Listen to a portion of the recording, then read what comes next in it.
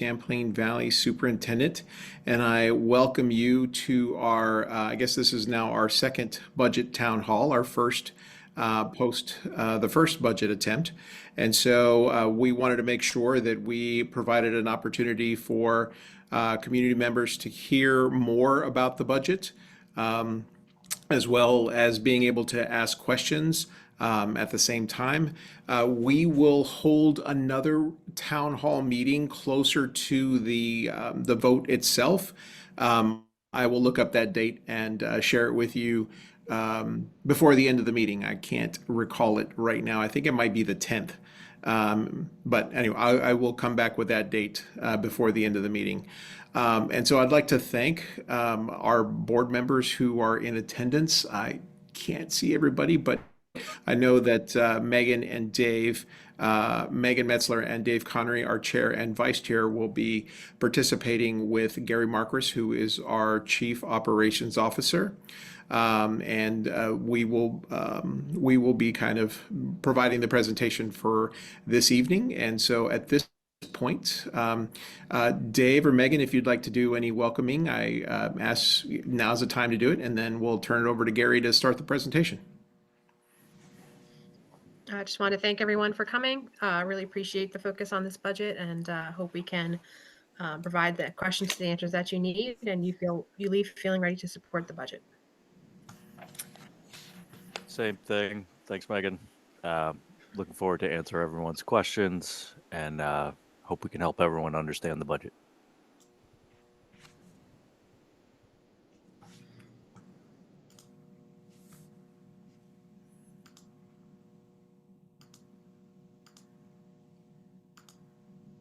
Okay, good evening. Renee, can you see the presentation okay? I can see it. Yes, sir. Thank you. Okay.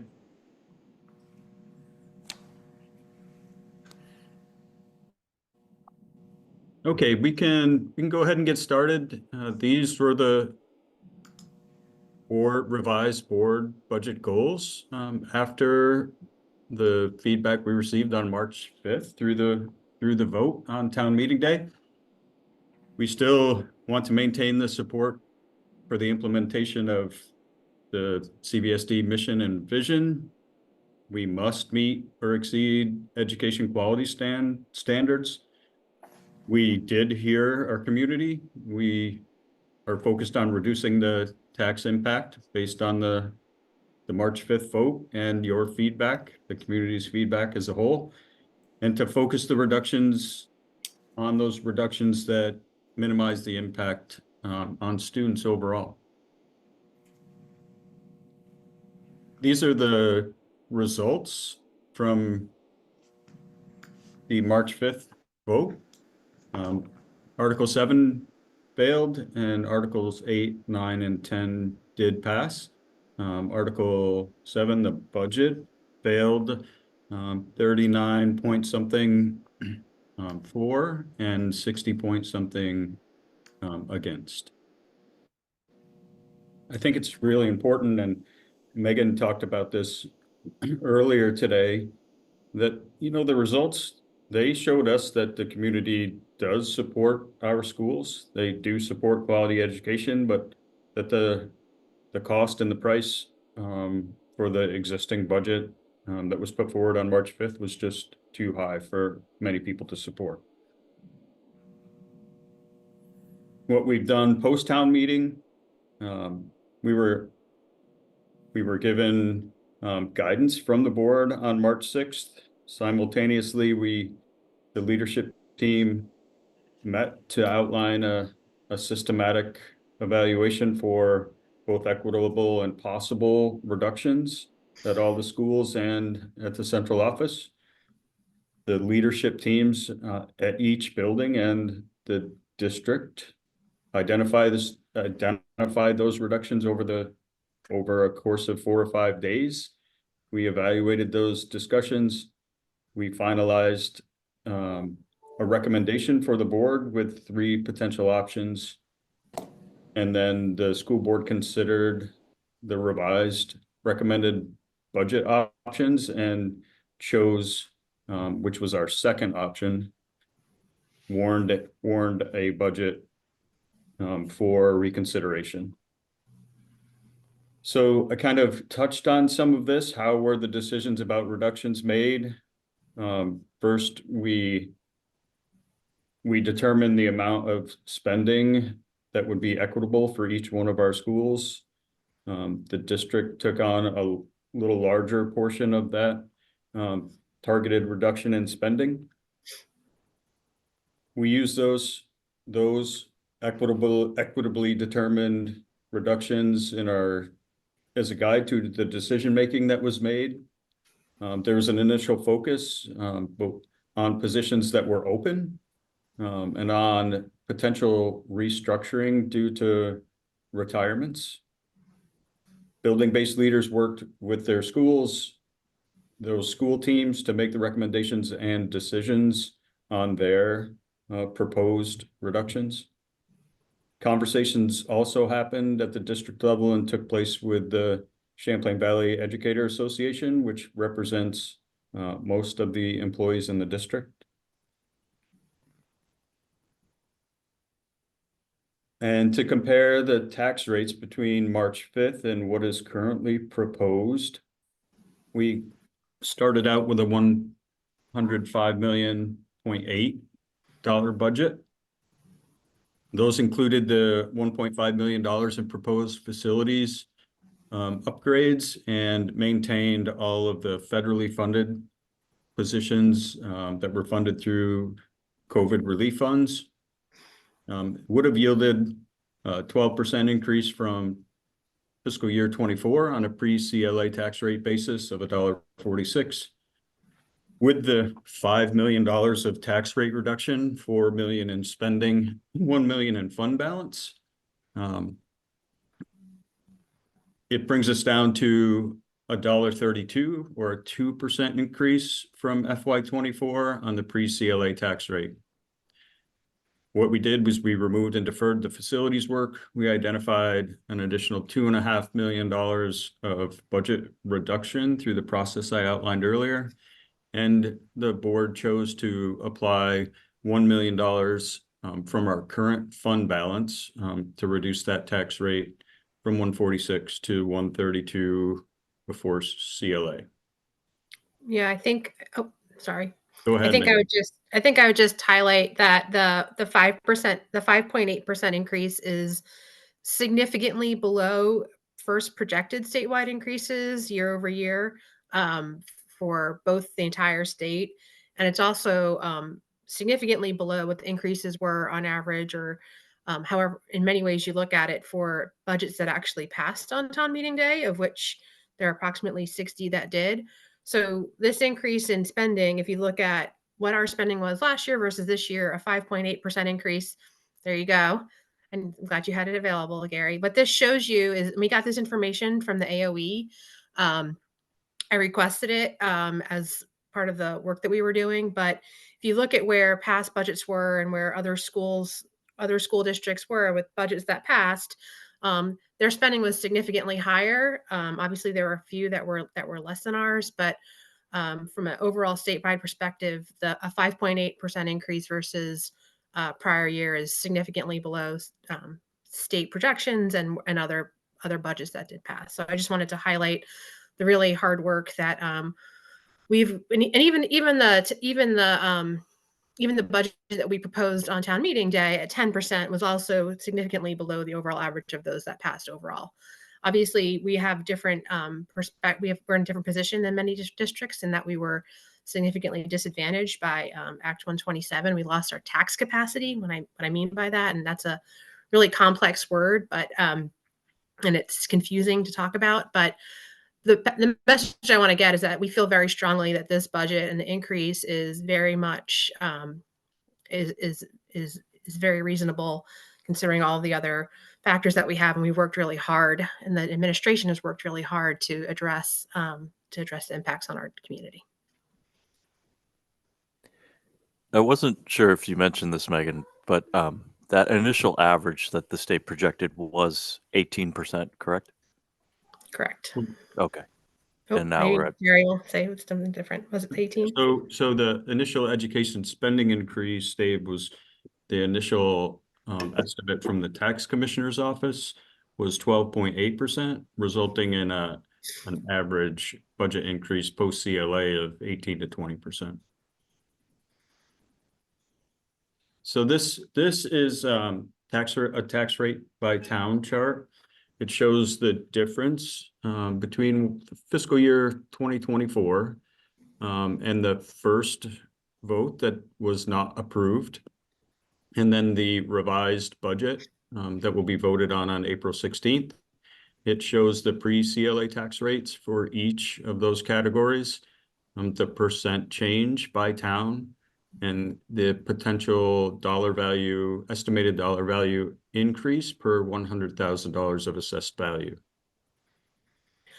I think what I'd just like to highlight here, just based on a lot of feedback that I know we've gotten from the community, is as a district, everyone has the same tax rate overall, regardless of what town you live in. And that's pre-CLA is what I should say. So every town has the same pre-CLA tax rate, $1.32, which is what Gary's referring to. If you look at this chart, you will see that the percentage increase is different for different towns.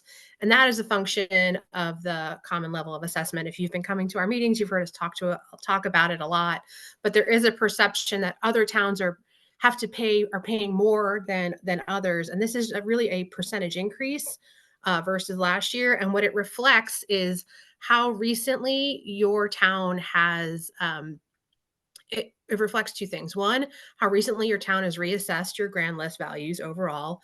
And then it also is a reflection of the change in value of homes in your town versus that grand list value overall. So what that's saying is that for certain towns, the fair values, what people's homes are worth is much higher than what their last reassessment was. One of our board members, Keith Roberts, had a great post about this that explained it. If anyone would like to read it, I'm happy to share it with them. But there's a very understandably, there's a question about why would I have to pay more if I'm in a different town? And it's really just a reflection of home values, and it's a way to make sure everyone pays their fair share. Dan? Megan?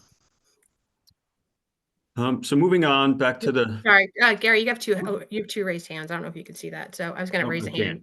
Dan? Hi, thank you. I just want to confirm. So what we're seeing on this chart is the CLA rates for Post-CLA, yes. Post-CLA. Okay, perfect. That was not clear to me when I was looking at this before. So pre-CLA, it would be 1.32, but then this is with the CLA. Correct. For our interpretation of it. This is what we expect the towns will pay. Correct. All right, so there's nothing more beyond this. Okay, thank you. No, it's just trying to reflect. It's easy for us to say it's $1.32, but it means different things for people that live in different towns, depending on when their homes were last reassessed. So we're trying to be transparent about what that means. No, it's super helpful because that was my big question coming in here. Was I was thinking just silly, but by the way, you had that up there with the pre-CLA rate. I thought all of those were pre-CLA, so I wanted to understand. No, sorry. The pre-CLA rate is just to demonstrate. I've asked that question too. It's just showing that for FY24, the pre-CLA rate for the entire district was $1.30. Now our proposed budget is $1.32, and then for each line, it shows what the post-CLA tax rate is for each town. So it will not be further adjusted for CLA. Okay. From a communications point of view, could I suggest that maybe next time you put that like down at the bottom or something, Absolutely. and maybe put the column heading, say it post CLA rate or something? Yes. Thank you for that feedback. Yep. Thank you. Yep. Ann?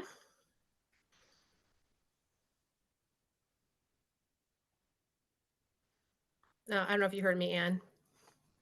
I see your hand raised. You're on mute too. Yeah. When are you going to start public participation? If you'd like a question, I'm happy to answer it now. No, I don't have a question. I have comments. Okay, well, I'm happy to have, can we finish our presentation and then you can? Okay, I just thought most people would have this information. I've already been over it, so. Okay, well, we would hate to not provide the information and make sure everyone has the same perspective. So thank you. Okay, this is a summary of the reduction categories that got us to a $5 million decrease for tax purposes. Again, $4 million on the expense side and $1 million on the revenue side through the application of fund balance. This is a summary of the reductions that were made by category to get to the 42.29 full-time equivalent. That means the equivalent. These are not all whole positions that are reduced. In fact, many schools looked at areas where they could reduce a partial position to minimize the impact on students and still reduce the budget, what we feel is significantly. This is also available with the explanations of the methodology behind them. They don't really fit on this slide, but on the frequently asked question resource on the budget page of the website, there's a categorical explanation of the methodology that building leaders took and the reasons that were determined that these were the best, and none of them are good, but the most reasonable reduction areas.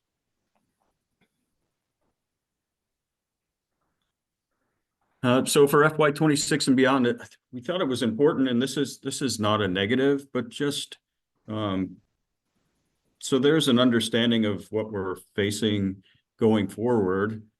Act H850 that did change Act 127, the transition mechanism, like that provides declining by 20% each year discount on the pre-CLA tax rate.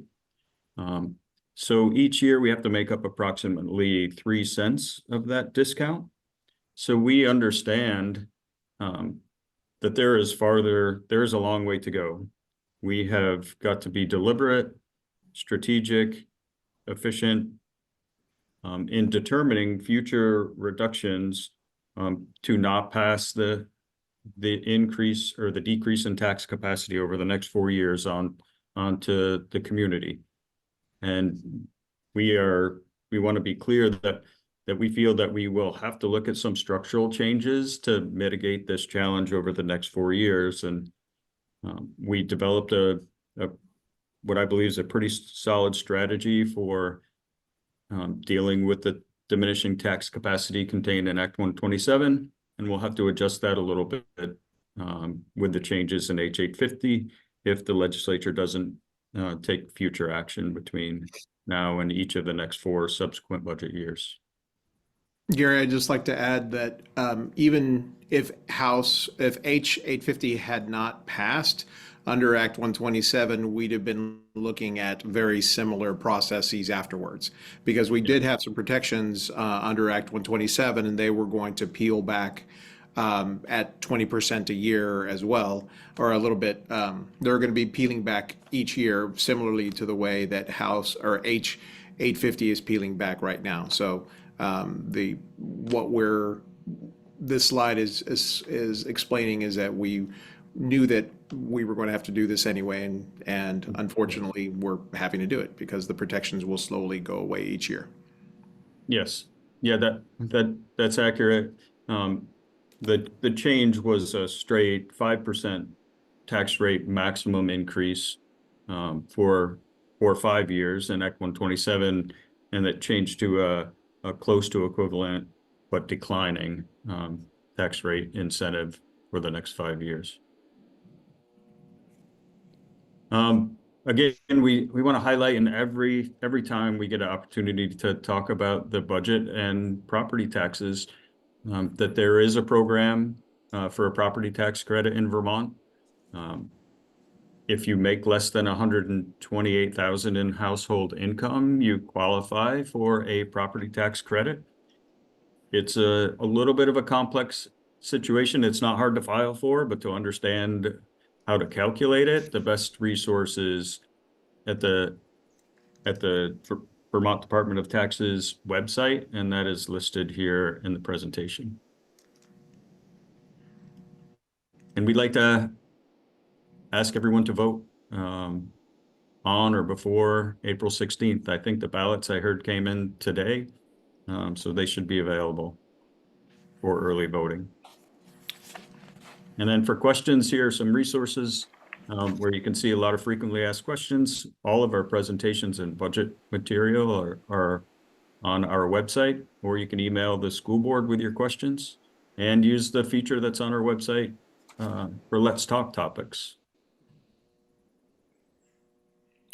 And That's Bonnie, what I think, that's what Bonnie, I I have think right you now. also mentioned that these were being delivered in mailboxes either today or tomorrow.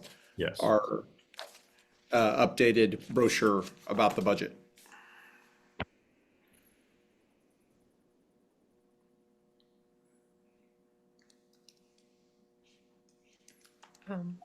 So I think with that, we will open it up to further questions.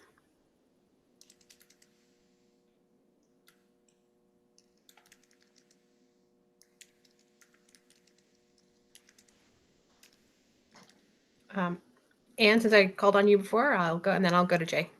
Okay, can you hear me? Yes. So I would, through the mail, received the annual report and budget, and I've been studying it and trying to understand what's been going on here. I voted for the budget in March and find myself not wanting, seriously considering voting against the revised budget for the following reasons.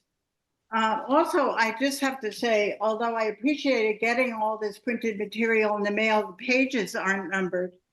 And it's very difficult to get a sense of what's going on from all this material. I'm sorry to be negative about that.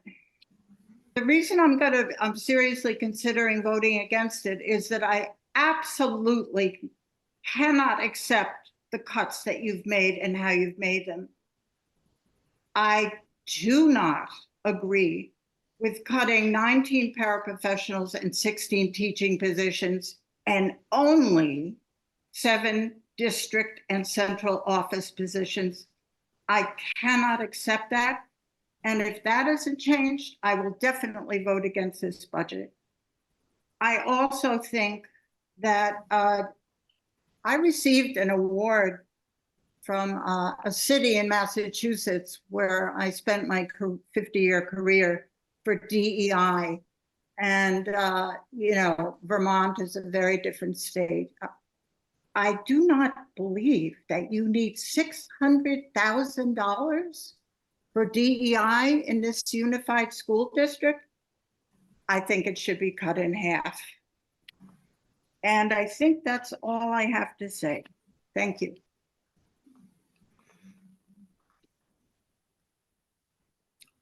Thank you, Anne. I think I said I'd go to Jay next. Hi. So I just had a couple of questions or at the beginning when you said that you were you know, putting your budget up against all of the other budgets. I think it's a more fair way of looking at that is comparing the budget against the other budgets that were negatively affected by the taxes that also didn't pass.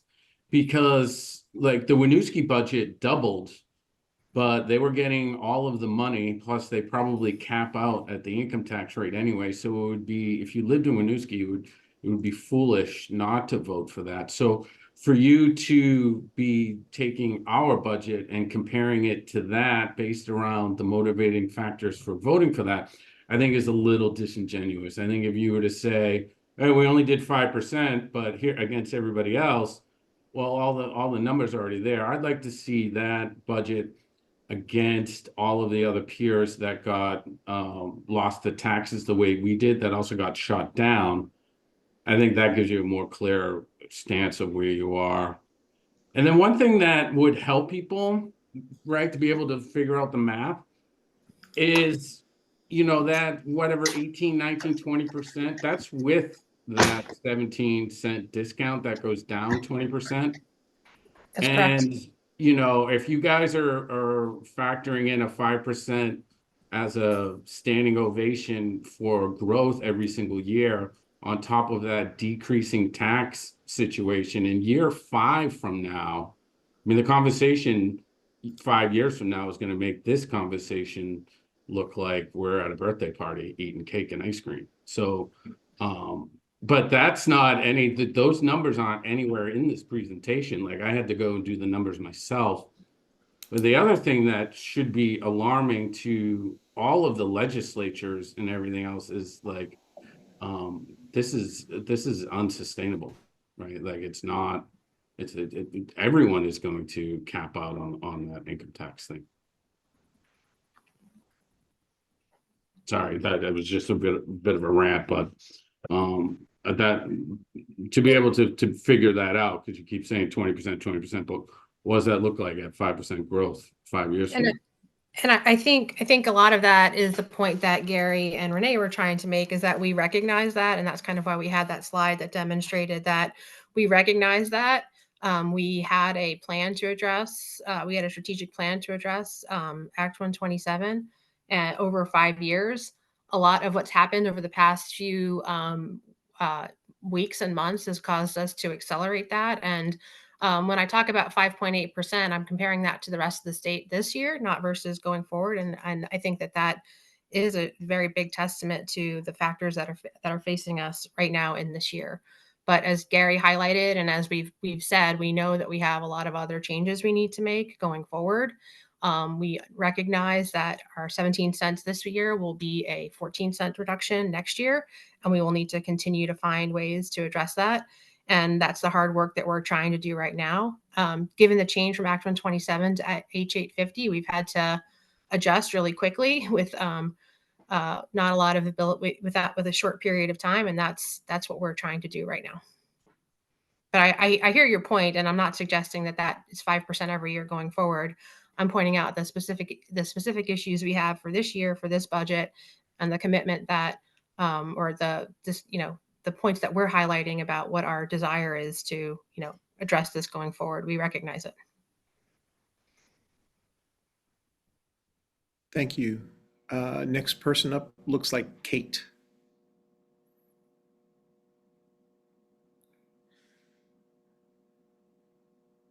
Question. I actually have a couple of questions which are interrelated. One is, what guidance did you give the school administrators to recommend these cuts? I, in transparency, received an email from board member Lee, who I've worked with because I am part of town government here in Shelburne, saying that the cuts have already been made by administrators. So I'm disappointed to know that basically I don't really know why we're having this discussion if people have already been notified that their positions are being terminated. And what guidance did you all give as a board to those administrators in schools to determine what cuts to make? I'll start with that. The guidance that the school board gave was, we've heard the community. The community demonstrated to us that the cost was too high. The school board very much, and the budget that we put forward for this year reflected 0 cuts. That was our desire. It actually wanted to focus on and have 0 cuts at all. That was the school board's desire. The community spoke up and said that cost was too high, or that they wanted to send a message to Montpelier. Those are the 2 messages we continue to get back overall. So the next step for that was to think about, okay, given the cost is too high, what are the next steps that we need to do? So the board thought about what had happened with H850 and Act 127. Where were we before? And we started thinking about what can we do to try and roll that back to think about what the impact of H850 was. So the board went to the administration and said that, we need you to start thinking about come to us with some options that reflect a significant, in my view, decrease in tax impact this year versus last year. And I don't want to misuse the words that were on the slide, but it also said that we wanted to maintain our educational quality standards. We wanted to maintain our mission and vision that we feel very strongly about. And we also wanted to have as limited an impact, that might not be the word that's on the slide, on students as possible. And that was the message from the school board to the administrators. The school board is not comprised of educational experts. So we went to the administrators and our superintendent and the people in the buildings that are there to come up with those changes. And this is what they provided to us. We got the summary of what those suggested cuts would be on our school board meeting. There were 3 options provided to us, and we approved an option that reduced positions by $2.5 million in expenses. It's not positions, $2.5 million in expenses, $1.5 million in additional facilities needs, and we also added $1 million of fund balance so that the ask on our taxpayers was $5 million less. That's the process that we went through. Okay. Renee, I don't know if you have anything to add from your And perspective. then the next step is that, and Gary, you can make sure that I'm saying this correctly, is that we then had to divide up the amount of money that we were needing to cut from the budget. And when we were ascribing that to the campuses, we made sure that it was effectively not just about enrollment, but also weighted based on student characteristics. And I think that the main characteristic was poverty. Is that correct, Gary?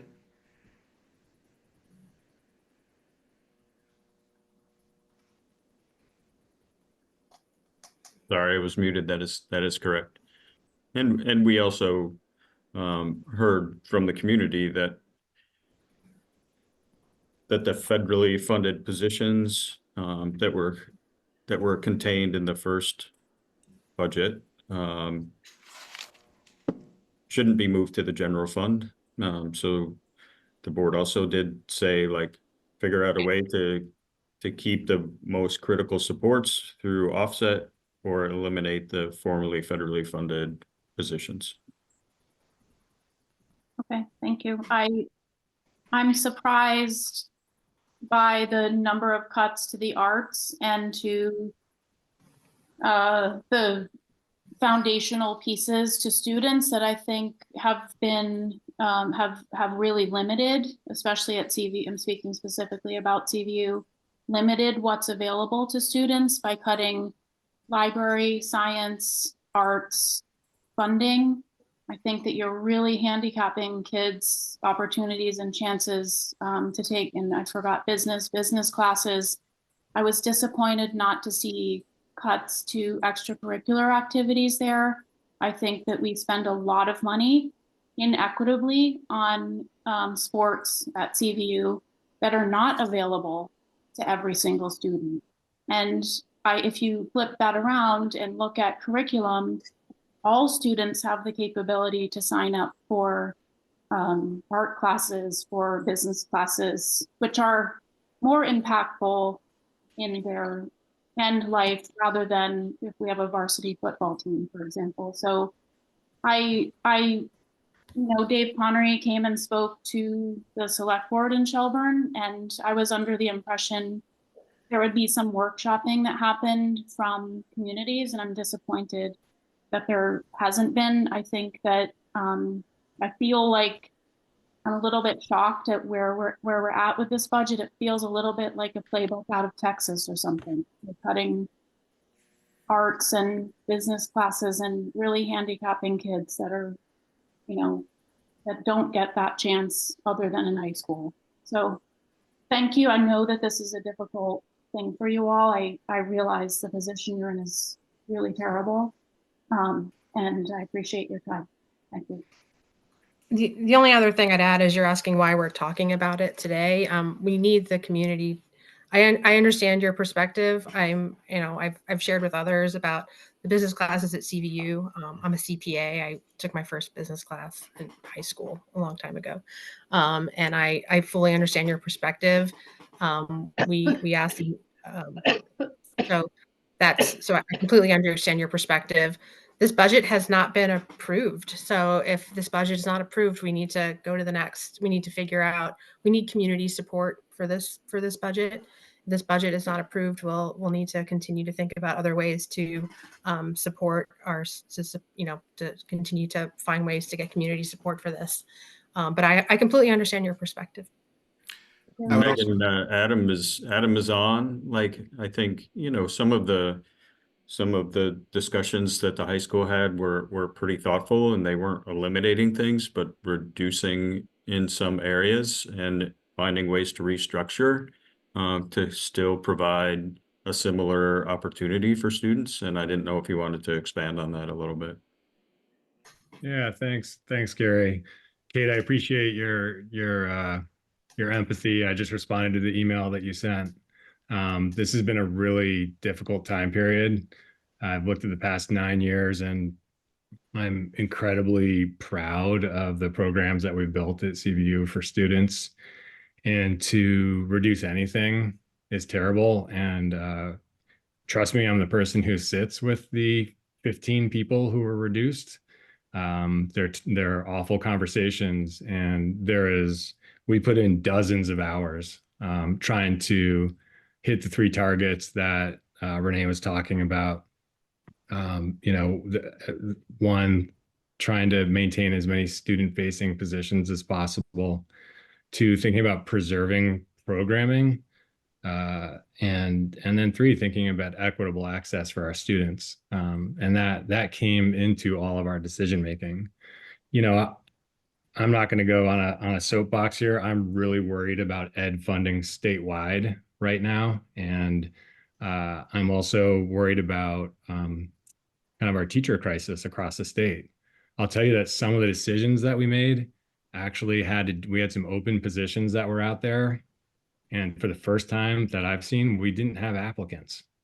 And so in some of those positions, it's difficult to think about reducing in other areas where you have excellent people, and you don't have someone for this position that's open. And we found ourselves in a few of those spots. And I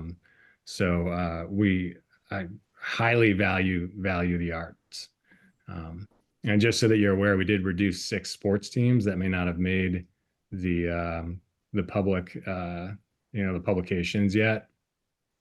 In addition, I'd also speak to why it's hard to, when you're making those reductions, why it's hard to bring the public into it. We're talking about people, and we're talking about their occupations, and we're talking about their livelihoods. And to put that out for public discussion, I think puts individuals in some really difficult positions. So several of us met for hours. We agonized over it. Trust me, it's the last thing we wanted to do. It's heartbreaking in a lot of ways. But when we're faced with reducing 42 positions across our district, there's going to be impact. Having said that, and speaking to Anne, who was earlier, please do vote for this budget. Like, I know that there's frustrations about what we've lost. I feel those same frustrations. But to have another budget go down would be really difficult for our district and difficult for our students, most importantly. So I'll stop talking there. Sorry for the long response. And if you do want to talk more outside this meeting, I'm going to make the time for whatever it is to answer those questions. So thank you. Thanks, Adam. Appreciate it.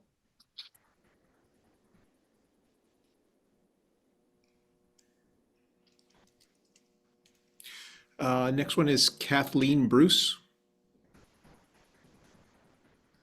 Hi.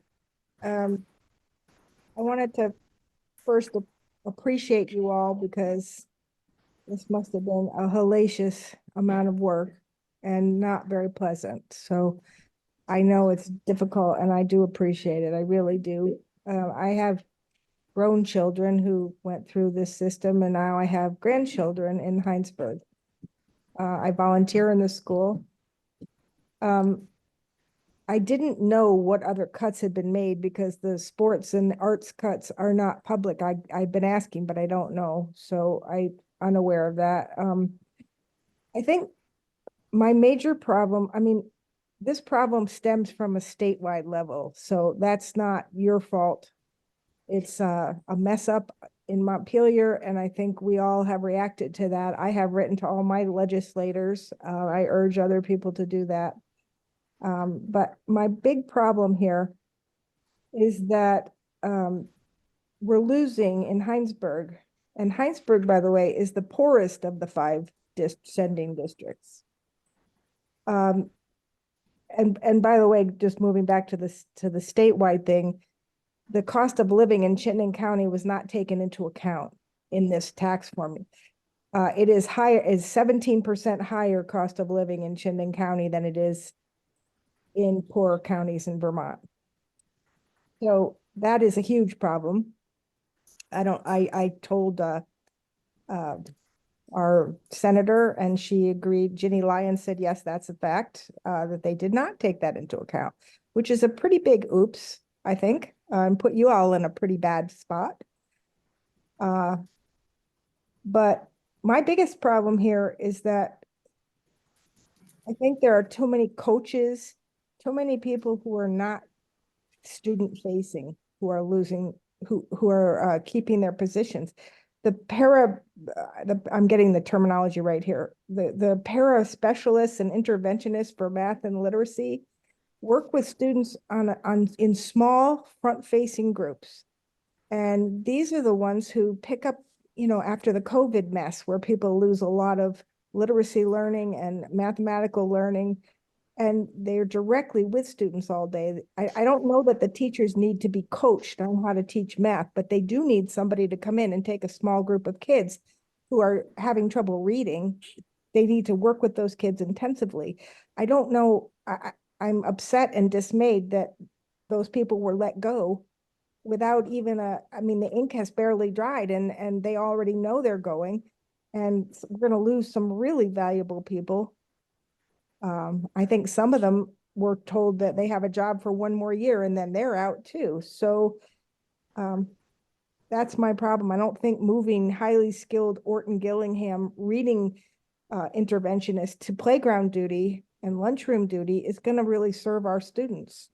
And Heinsberg has the most IEPs and ESTs from the 5 counties. So why are we giving an interventionist to Williston? I don't understand. So anyway, I think that was erroneous. I think we could have done with less upper echelon management. No offense, I know people work really hard, but I think that taking and removing boots on the ground of people who are working directly with students is a big mistake. And that's, but I end with the thank you again. But if there's anything we can do to reverse that, I think we ought to try it, because that was a mistake in my estimation. And thank you so much. And I'll stop. Thank you, Kathleen. Renee, can I ask, is Sarah on tonight? Sarah Crum? Let me see. While we're checking for Sarah, Kathleen, I wanted to highlight some of the things you brought up about the issues with Act 127 and talking to your legislators. I just wanted to highlight that I think this is included in some of our overall board communications as well. But we actually hosted our legislators for breakfast at CVU on Monday of this week, and it will surprise nobody that this was the #1 item on the list. And I think really what I said to them was, what I said directly to them was, voters told us that they could not support this budget either for affordability purposes or to send a message to Montpelier. It is important to us that you make it clear to them that you've heard them, assuming that you have overall. So that was the message. And then I also went to Montpelier and I provided testimony to the House Education Committee and the House Education Committee and House Ways and Means Committee that said exactly the same thing. So I just want you to know that, and I want to thank you for reaching out to our legislators, and I suggest everyone reach out to our legislators. I've had several email me since we met with them, highlighting how much they learned from our session. We went through the number of students, we went through the process that we've gone through as well. So Gary, I don't know if we found Sarah. Yeah, no, I didn't find Sarah, and I am not the consummate expert on this, but we actually did make some exceptions from kind of the intervention model based on equity to not reduce Heinsberg as much in this budget. And there's an intervention framework that Sarah Crum, our director of curriculum, has been trying to model, to put in place. to kind of change that model. And we also were coming out of compliance with the federal Title I guidelines because of the allocations at Heinsberg. So even in the original budget, we had to make some small changes in Heinsberg, and Williston is our other Title I school. Yeah, I'm So- just so explaining to the best of my ability to try to answer your question. Williston and Heinsberg are the only two Title I schools in our district, correct? Correct. Thanks. Next up is Miranda Dalton. Oh, hi. So my question is really centered around the classism when it comes to the cuts that are made in the district. We see that there's 42.29 FTE, even though we have different pay scales for different positions. So if there's a dollar amount needed, I think we need a little bit more transparency when it comes to the cuts being made. How much does it cost us to have student support paraprofessionals compared to district curriculum leaders who are on an administrative salary? And when we're talking about classism and the positions of being cut, we're talking about Vermonters who are losing their jobs and being unemployed and underemployed. When you cut a 0.2, people are losing their benefits, and that has a huge impact on our community and families in our community. Another thing I would like more transparency about is the negotiated resignation of Superintendent Sanchez, mainly considering the vote of no confidence that took place in the 2021-2022 school year, as well as his personal relationship with the former chairperson, Angela Arsenal, and his wife. I think that there needs to be transparency around what that compensation package looks like for the resignation. I'm not aware of any no confidence vote against Superintendent Sanchez, and we're here to discuss the budget. So thank you. Yeah, oh, I was only adding that as an information of we should get information surrounding his negotiated resignation, which does impact the budget. Thank you. The next person is Kara Medved.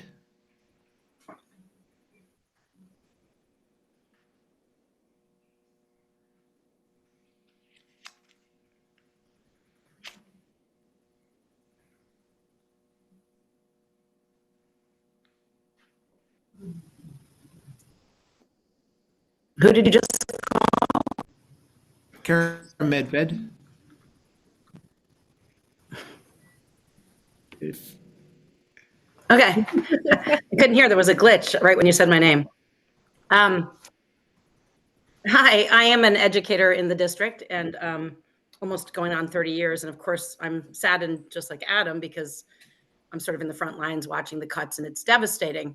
I want to loop back to the woman that spoke first because I'm getting a lot of people coming to me. I do live right in Williston and I teach in Williston. And so out in the community, there's this dichotomy of people that may fail the budget because perhaps they're looking for even more money to come out of it, which would be more cuts, which of course people in my position, like as an educator, are pushing so hard and fighting against the budget failing.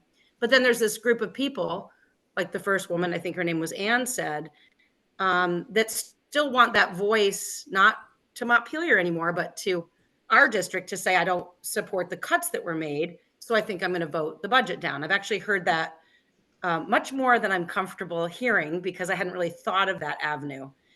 And so this is a comment, but also a question because, I'm trying to direct these folks. I can't really tell them how to vote, but I'm like, if you want to have a voice, come to a meeting like tonight or, contact your school board and have your voice that you're upset about the cuts.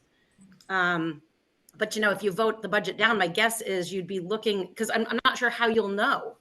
If it goes down, you can't tease out if it went down because people would like more money to be taken out or because they're dissatisfied with the way that you approach taking the money out. So I guess, I don't want to look at like, what if it fails, but how, like your hands are sort of tied. Like you're either going to take, another $500,000 of money out, which is just going to anger those people that didn't like the cuts that you just made in the first place. And with this time crunch of the spring, I'm not sure how you work that out. I don't know how people like myself should direct these folks. I was like, if you want a voice, reach out. But I think what they're finding is their voice about being dissatisfied about the types of position cut isn't really going to change. So I feel like they're going away going, well, even if I wrote a letter, even if I spoke up at a meeting, you know, my voice isn't counting. And then I just feel like in a retaliatory way that they're left with, I guess, you know, I guess I'll vote it down because I'm unhappy. So I don't know if you have advice. I don't know if you have words of wisdom of like, what do we do about that contingent of folks that are out there that just feel voiceless again? You know, not with Montpelier, but now almost worse with their own community.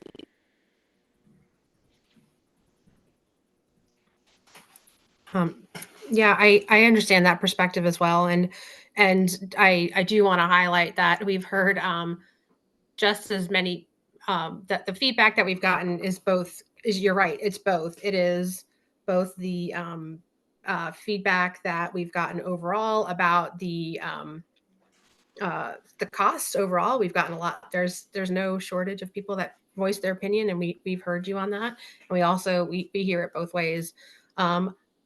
It would be very difficult for us to, if this budget failed, to not the budget that you are voting for is for $101.8 million overall. That's what the community that is what we've put out there.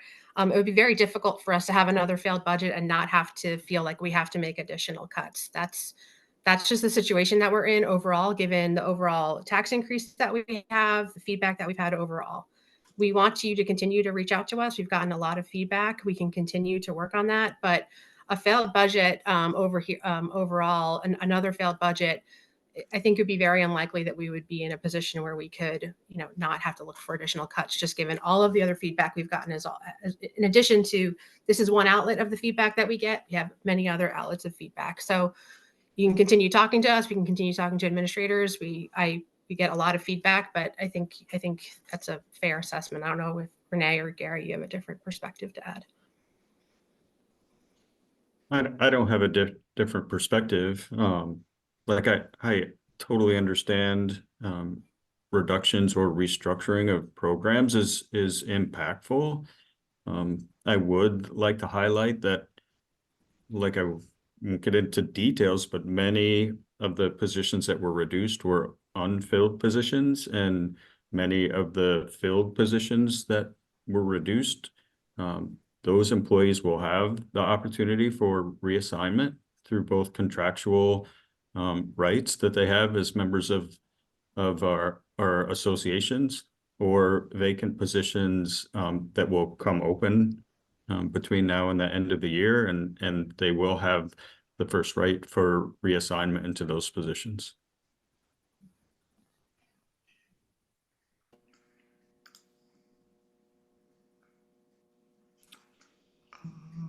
Okay. Oh, sorry. I was answering questions. Let me get back to the next name up is Julie Zach. I think I was double muted. Can you hear me? Can you guys hear me? Yes. Okay, sorry. So 2 questions and one more of a comment, maybe because it's kind of dovetailing off of what Kathleen Bruce asked. When I had read the document that looked at how the decisions were made, it talks about equitable distribution based on % of student enrollment. And I had interpreted that to mean that that was the primary or only factor, and hadn't heard and had a question about the extent to which % of students who are economically disadvantaged was taken into consideration. It sounds like it was in some way, but it might be helpful to hear a little bit more about that, if it's possible to elaborate that in some way, but also then to clarify that a little bit in some of the communications outward, because I just thought that wasn't even considered until this conversation tonight. And I think that's important for people to know. My second question is building off of what Adam said as it related to sports programs. I've heard some different things around some of these other impacts of different programs. I had heard about the sports programs at CVU. I don't know specifically what they are. I had heard about summer programming being cut across the district. I don't know what those things are because they're just things kind of coming through the grapevine. But I'm wondering if it is possible for voters before the vote to understand some of those other programmatic impacts a little bit better that might be hard to decode in the list that was provided. That list was very helpful. I didn't know that existed until I saw it in the materials you sent out, but then there's some other things that don't seem to quite be on that list. And if it's possible to share that with voters before the vote, that would be very helpful. Thanks. Julie, I can address the second half of your question. Yeah, we can, for those types of cuts, we can likely add them to our FAQs, or make sure that they're part of a document that people can access easily on our website. And to the first part. Yeah, can you explain The that first part of the weighting? question, we do, for a couple years, have been working toward equitable distribution of resources. So the reduction amounts were based on student count weighted for poverty across each of our schools. So that our weighting for under the new weights for English language learners is kind of been resourced. Decisions have been made about English language support on a school basis. And Sarah Crum has managed the resourcing to support all of our English multilingual learners. So that wasn't included in the weight for reduction because it's been being handled separately, but they were weighted for economically disadvantaged students.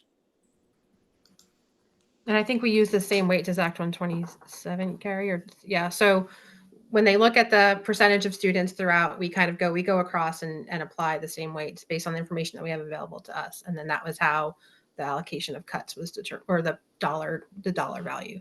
That's also in how we fund, or we part of the process that we go through other items as well. Okay, thank you. Next one is Lori.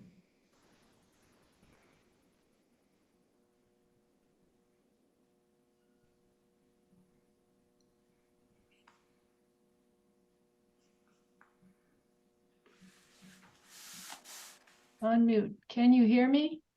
Yep. Yes. Okay. I'm not feeling so well, so rather not be seen. I have two questions from what I heard today. It sounds like, well, maybe you read the article by Floyd Neese that was in the March 21 issue of The Citizen, in which he says, is anyone really surprised we can't afford Vermont's school bill? And so we've been here for decades. And I didn't understand why the school bill kept going up. So through the 90s, it made perfect sense. The student body was quite large everywhere. And then it tapered off. And yet the amount of money demanded went up. It just has gone up. What I hear you saying is that, oh, that's what we have to look forward to. It's never going to go down. It's always going to go up. Is that what you're saying? I can't speak to what the education. So I think statewide, there are a lot of initiatives. That's part of the discussion that we had with our legislators the other day. There are a lot of initiatives. And if you read about that, including what the House Education and others are doing, I think that we're at a tipping point. I'll use the words that they use. There's a tipping point overall in how we fund education in the state of Vermont. So I can't speak to what that future will look like. But I think if you look at, so that's the kind of the first piece overall, and we're committed to continuing to work through it. Second, if you look at what schools are asked to do today versus what they were asked to do several years ago, there are significant, this has also been well documented in a lot of the newspapers as well as it relates to social emotional needs and a lot of other really social needs that are being placed on schools overall. So it's not a specific need or a specific, the asks of the school district are much higher than they were before. I think we're committed to working with the legislator and whoever else we can to think about this overall, but I can't speak to what the future is. I don't have a crystal ball, but from a CVSD perspective, we are committed to do what we need to do over the next several years as the benefits from H850 go away. Okay, touching on what you said about, I fully recognize that they required other people. I'm wondering how many, I'm not saying it very well, but you mentioned social and mental and whatever. Yep. Other people needed. How many of those requirements are state and how many of them are federal? Are they all federal? Like, I know the tests we give students are federal, aren't they? Yes, that's the tests that we give are federal, because that's part of what Vermont has to do in order to receive the title funds that the federal government sends, and along with several other federal block grants that are given to the state for disbursement to the rest of the school districts. And I guess just kind of to echo what Megan was saying is, having been in education now from, since the mid 90s, the amount of things that school districts and schools and principals and teachers are having to do on a regular basis that weren't required from before. So it has gone up significantly. And many of the things that particularly the Vermont Agency of Education have asked us to do have been unfunded mandates. And so several of those items are really left to the schools, whether it's the teachers or principals on the campuses to implement, and then we try to organize them at the district level. And so that is, I think, what is causing part of our need to increase every year. And I think the other piece is that as salaries go up, and as the kind of the expectation of making sure that salaries and benefits go up as we are, recognizing that our taxing capacity is getting squeezed over the next few years. So the budgets might go up slightly, but we might have fewer programs and fewer people as a result of going up just slightly. So the state should not legislate requirements for schools without being able to fund them themselves, correct? Wouldn't you agree? Another thing I wonder, do schools ever apply for grants or funds from elsewhere? I know that there's federal taxes, the state taxes, town taxes, property taxes. What is that all that supports school systems? I can say that we do apply for grants. There are some that we apply for directly from the state. Sometimes we get opportunities to apply for them from external organizations. One of I know that the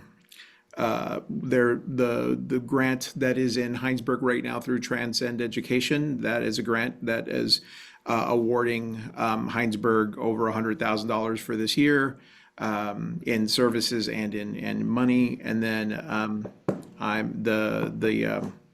Adam, it's escaping me, the other grant that we apply for, or it's a foundation or fellowship. Yeah, the role and fellowship. Yes, Yeah, I can speak to a Adam. couple of the questions that Lori. You have me on mute, Renee. That's a mistake. I could go on for a while. I'll try not to. But I think Lori brings up some really interesting points. And, I go back to the early 90s when I went to CVU and we had a population of 800 students. And for the last few years, we've oscillated between 1,300 students and 1,400 students. And we are the most populated school in the state. And I'm listening to this conversation tonight, and I think it's an important conversation. People are bringing up really good ideas and holding us to be fiscally responsible. The part for me that gets, not tonight, but that I've been really frustrated about lately is I would argue that at CVU, our high school, we have some of the best and most opportunities for students across this, in the state. And I would also argue that we are one of the most efficient, if not the most efficient high schools in the state, because we're operating on an economy of scale, right? And so while we're talking about reductions here and reductions there, well, we are hurting some of our, not hurting, but we're limiting our student opportunities, and none of us want to do that. That hurts. We need to be thinking broader, and we need to be thinking about what's happening statewide. I will tell you that I talked to principals in other parts of the state who are frustrated. They're saying, we have these really tiny, we actually want our communities to close these very small schools, and we can't get our communities to vote to close these schools. And then based on our funding structure, we all end up, unfortunately, supporting some places. And those small schools are great, and there are places in our state where we need to have those. But at the same time, I want to make sure that our discussion, that we are at least thinking about that statewide advocacy that we need to have, because it would be a shame to take a system that's highly efficient and make it less efficient over the next few years. It doesn't make sense. So I'll get off my soapbox, but Renee, you should never have called on me, because again, No worries. No worries. I do have only one more question. Somebody brought up, I think even right here, the young woman, Kate. So people have brought up, what about cutting other positions? So I look at these positions and I'm as clueless as the person who suggested they be cut as to what they are, except for the two that have to do with data. That's really important, having good geeks. So Director of Behavioral Systems, how many of these, I'm going to just read them off, are part of the state legislatures require that they be there, kind of thing? Director of Learning and Development, Consultation Team Director, Literary Leader Director, just says director and that's all.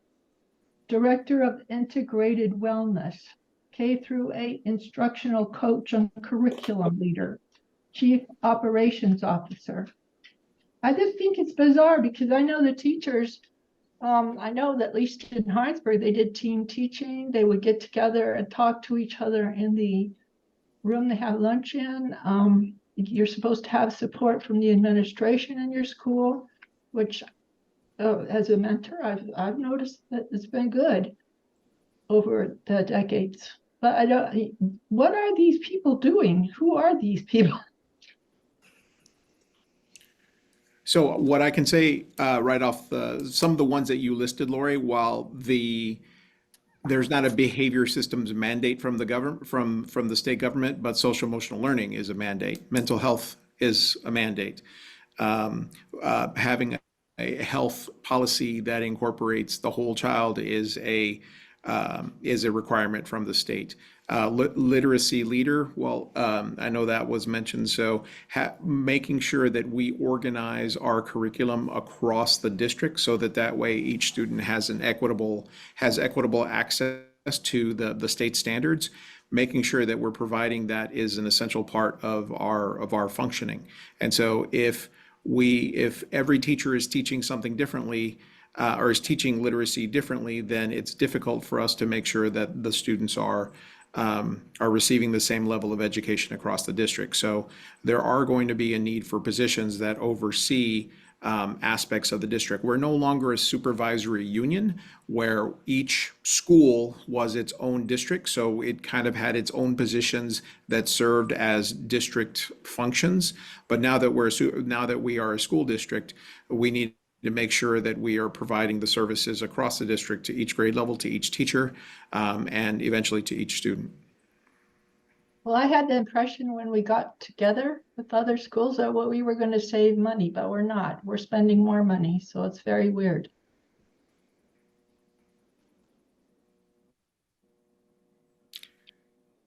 That's Thank all. you. Goodbye. Okay, thank you, Lori. Next up is Laura McClure. Hello. My understanding is that 4 of the school board members voted against this proposal that's being put forward to us now, and I'm curious as to why they voted against it. There were 2 options available to us. It was this one and then another one. And there was discussion back and forth about which one it should be. Certain of us thought that another option should be selected. But the will of the board was for option 2, which we have all fully supported, and we've been out discussing with our overall community. The additional option included an additional $500,000 of fund balance being applied, and maybe an additional $500,000 in cuts. And were those cuts, do you know if they were teacher cuts or administrative cuts? Is there any breakdown? Do we have the ability to see that package or no? No, and I think that was some of the pushback from other board members as well, given the timing of when we needed to do this. I think timeliness is another part of the overall issue that we're running into, and that the school district needs to, it is in the school district's best interest to have a passed budget by June 30th. So we were trying to move quickly in order to schedule our next vote, because if this one does not pass, then we will need to schedule another one as well. So we were trying to work as quickly and be as responsive as we could to the overall community. The information that was provided to board members was that it would include $500,000 in additional cuts, which may have included some of the things that we've talked about and that Superintendent Sanchez referred to before, which would have included, additional cuts that the district would have to identify. Okay. One thing that drives me crazy is debt service. We are using 4% of our budget to pay for debt services. And correct me if I'm wrong, but these are the bonds that we take out to get school buses, so forth and so on. And I don't understand. We know we're going to need to replace certain things at a regular interval because things wear out, and why we don't bake that into our budgets so that we're not paying interest on debt service. Understand the perspective on debt service. A big portion of debt, while school buses are a portion of debt service. I don't have a schedule that shows how much it is. I'm going to go out on a limb and say the vast majority of our debt service is actually for building improvements and renovations that occurred pre-consolidation and even post-consolidation. So those are for large projects, whether it have been, pre-consolidation at CVU. I know that's a big bond of debt service that I think is still in this budget and will continue on. It also includes projects that happened at SCS and Williston. And when we came together as a district, we all agreed to take on everybody's debt. So the bigger portion of that is really larger projects, including things that have happened at CCS recently.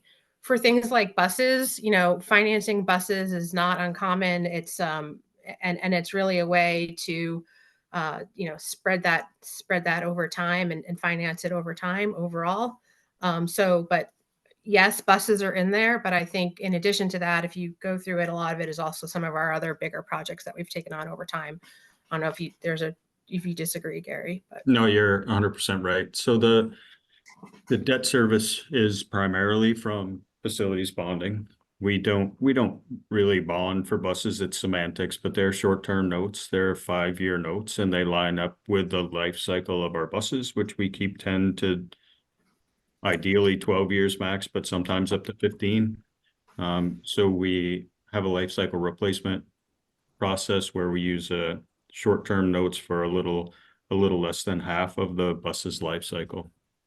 But what is the interest rate on these notes? Because we're paying someone else for money when we could be putting it aside ahead of time and then have the cash. You know what I mean? I mean, it's just as a home consumer, I pay cash for my vehicles. I don't take loans for them because I don't want to have debt service, and I don't understand why we don't do the same.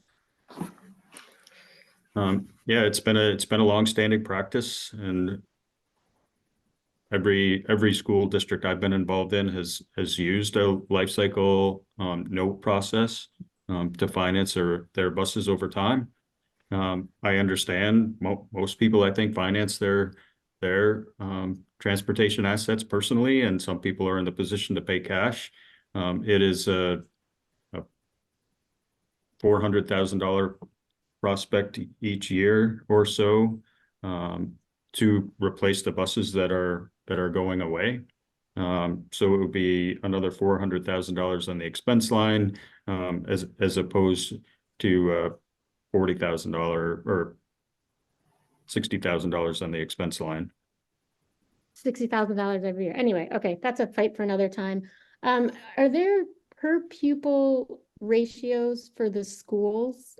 Do we know how many teachers per student there are in each of the schools?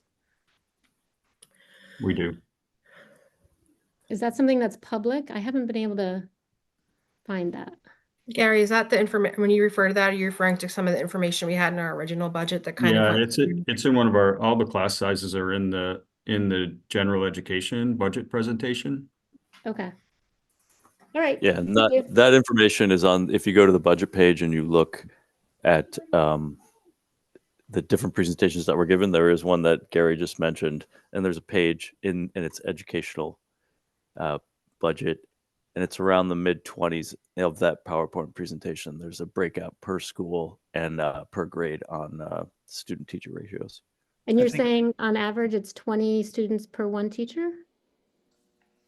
In middle school, not in elementary. It depends on the grade level. And Okay. it's different. So it's lower at the K4s, slightly higher at 5.8, and then high school is also different. And No, I was saying that the information is on page 20 of that presentation. Oh, Sorry. okay. I just realized what you asked. I apologize.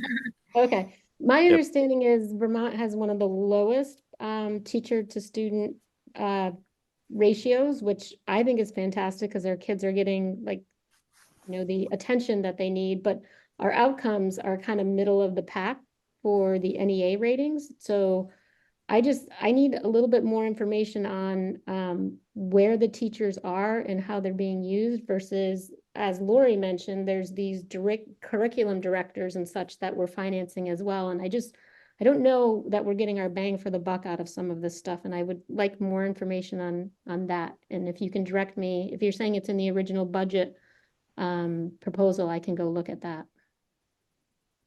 That has class sizes per school, I think. in the It does. K4, It's 5.8. by classroom teacher, not all teachers, but classroom teacher.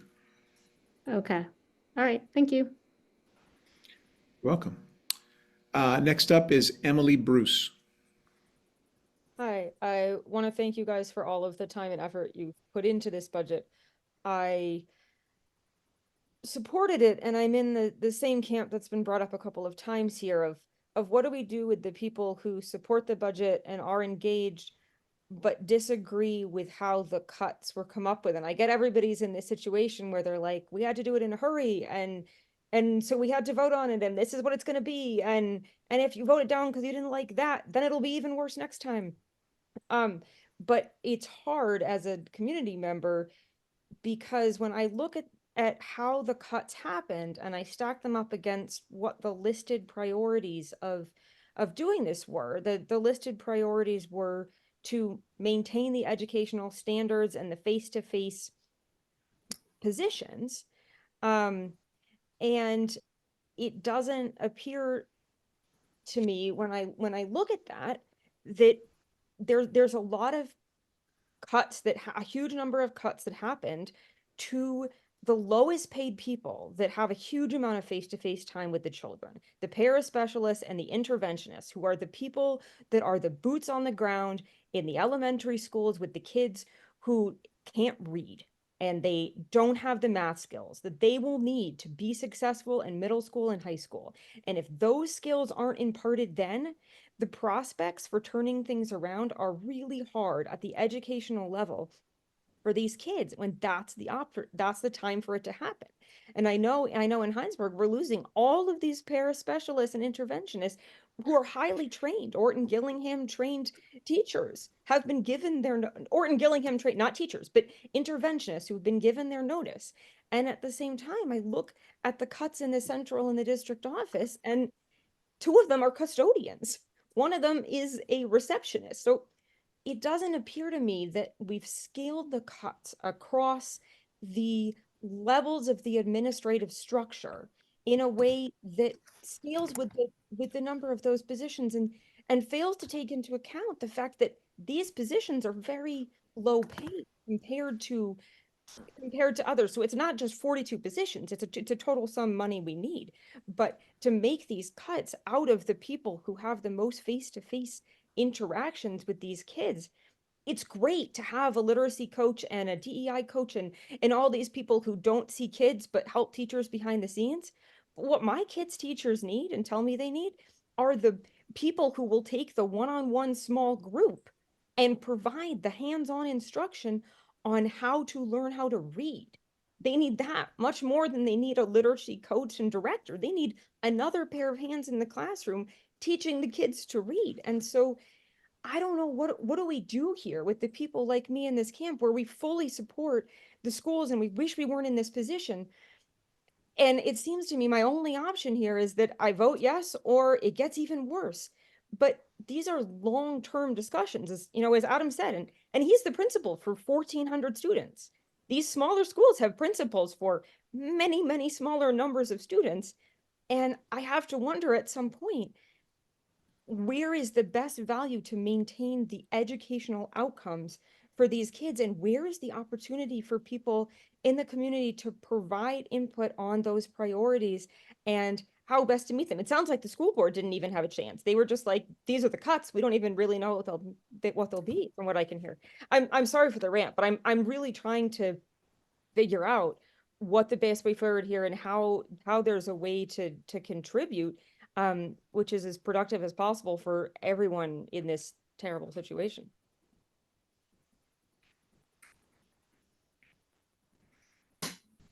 Do we lose Gary? I think I hear you. I completely understand the perspective that you said as well. I think every single person that's on this list is not where we wanted to be overall. And I think, the first thing that they did was they went and they looked at vacant positions that we've had listed for a really long time and were unable to fill. So that was kind of the first step that they took, is that we are not trying to identify those types of roles. So several of the paraprofessionals, yes. But some of the paraprofessionals, we can't fill those crucially important positions because they're so lowly paid. Like you can easily fill a really high paid administrator role, but you can't, like, maybe we should give those people a slight raise. Like, just because the positions are open doesn't mean the positions aren't critical. We've continued, as my time on the board, Gary will correct me, but I think we've continued to give raises to those roles at least twice over the past few years. Is that correct, Gary? Three times. Yeah. Speaking correctly. So I really appreciate the hard work they did. And I do not, Adam is been able to explain the process that he went through overall.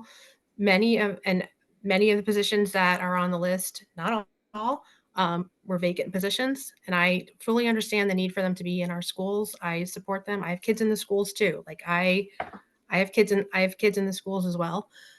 So that was the process that they went through, and they were trying to find ways to identify ways to make this as, I don't want to use the word painless, but they were trying to find ways to do this in a way that was as painless as possible for the people that we really value in our schools. And that was the decision made at the building level by the people that are in those buildings. And I know they went through a really difficult decision to do that. We are in a position where, again, as everyone has, I don't know how do you go through this and cut $2.5 million out of a budget and have everyone feel like they've been heard or that we've gotten to the right answer. Like, I don't know the right answer for that, and to continue to meet the needs of all of our students. I don't know the way to do that. And this is our best approach. And it's what a lot of people, Adam told you the dozens of hours he went through it. I'm sure there are other administrators on here that can tell you the process that they went through as well. And we fully support the process that they went through. And we really are asking for the community to come together and help us to support this budget. Yeah, I think that's well said, Megan. I mean, some of the factual data is there was a higher percentage of quote unquote non-student facing positions reduced than student facing positions. When you look at the number of are deemed by whoever deems them non-student facing. It's difficult, and it seems a little devaluing when you look at, custodians and coaches to say that they're non-student facing with the support they contribute. But there was a higher percentage of non-student facing positions reduced than student facing positions.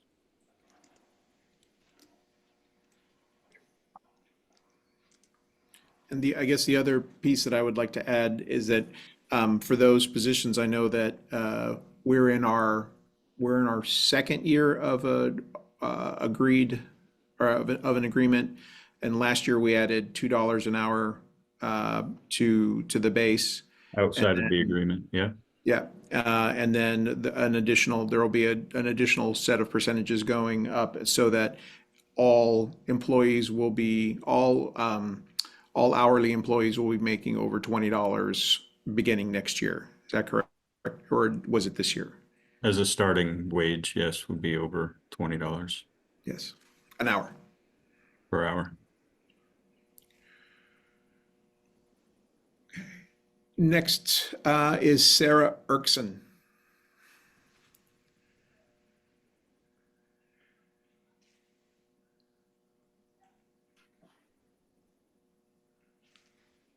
Sorry, I couldn't get to the unmute button.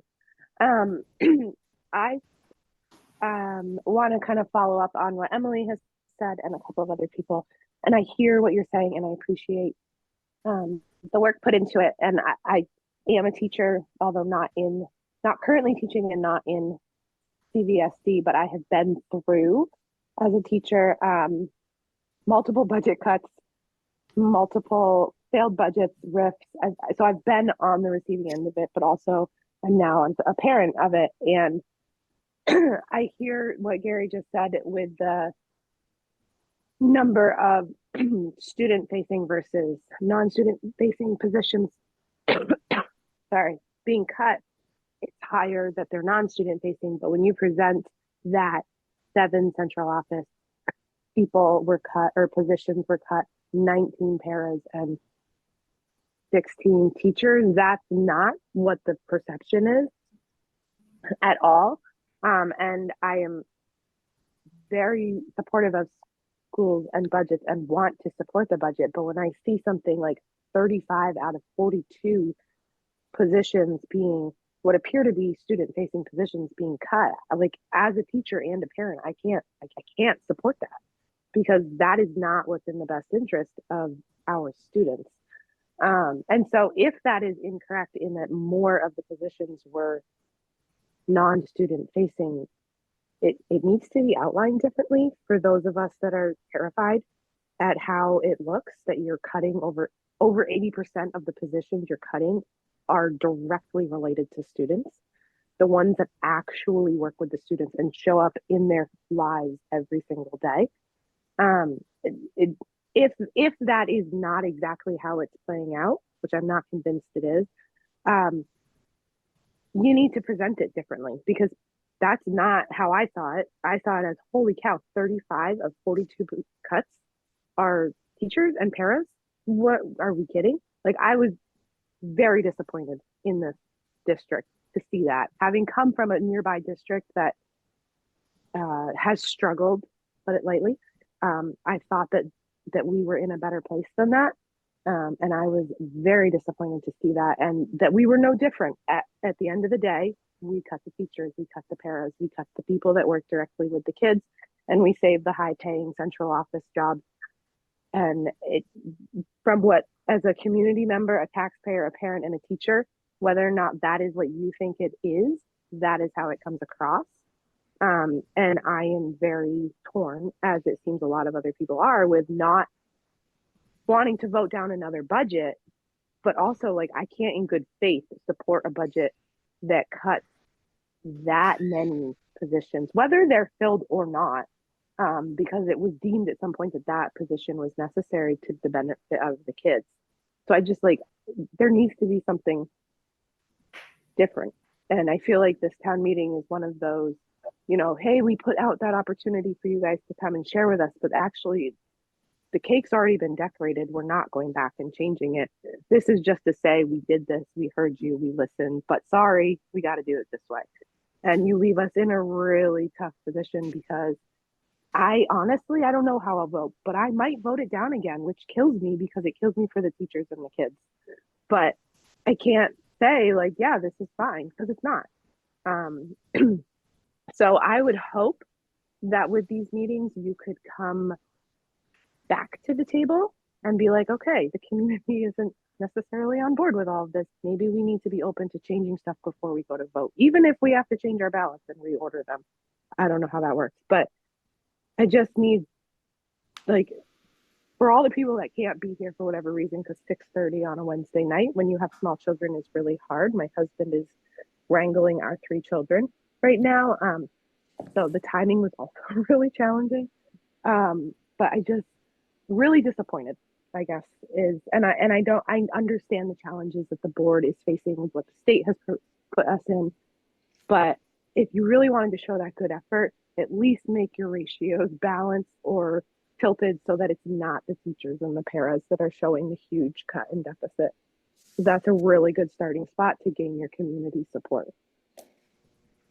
Yeah, Sarah, I want to, first, thanks for the comment. I do want to clarify that I'm talking about the ratios now, not the numbers, the percentage of the student-facing and non-student facing position. So you are correct in your numbers, for sure. I'm talking about the ratio of the percentage of the non-student facing and the percentage of the student facing. So, I mean, I don't know if that's better or worse, in my opinion, but I guess my other question was, how many of these unfilled positions that keep getting referred to are on that list? Like, how many of those 19 para FTE hours were unfilled, and how many of those 16 teacher FTE hours were unfilled? 9 that were cut. 9 of the paras. And then teachers were not unfilled. There was a handful of resignations and retirements, I think is correct. And then there were teachers from the original budget that we reduced as a result of declining enrollment. Correct. I don't know. Paras are so valuable, and unfortunately so underpaid, that it seems to me you could cut one other position and keep 2 paras, and that would be way more valuable to our schools and our students than. I'm not going to name other positions because there are lots of valuable coaches and all of that out there, and I've worked with them and they've been wonderful. But I also see the difference, literally the difference in a positive or negative outcome for a student in their life because of paras.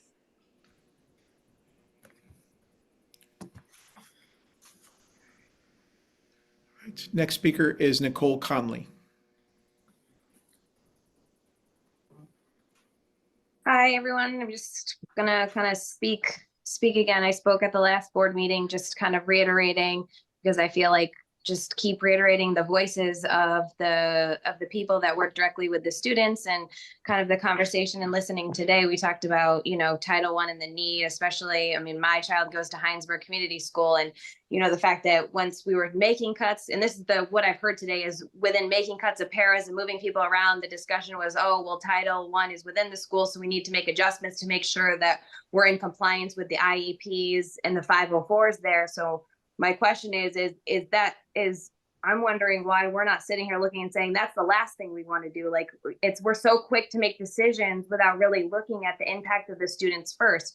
We sat in a room together and I listened to everybody saying, hey, it's all about the students. We want to impact the students, but I'm not hearing that through what everybody has been saying as taxpayers, but then also too, looking at the school board, kind of as leaders. And I guess I'm kind of getting disappointed, because I wonder at what point do we decide that we look at our teachers as leaders, as extensions of administrators, because they've been there. I know, the teacher that, my son is in the classroom of, she does a great job. And I think that having paras and people within those classrooms could be great, great people that are under her leadership. And I just wonder if now's the time to restructure. And I'm worried that, like I said, that we're going to go into a realm where we just are constantly trying to be looking at upper administration with, six-figure salaries. And if you look at that, each year we're going to increase by a percentage, say the inflation, or we increase by 6%. Let's look at a six-digit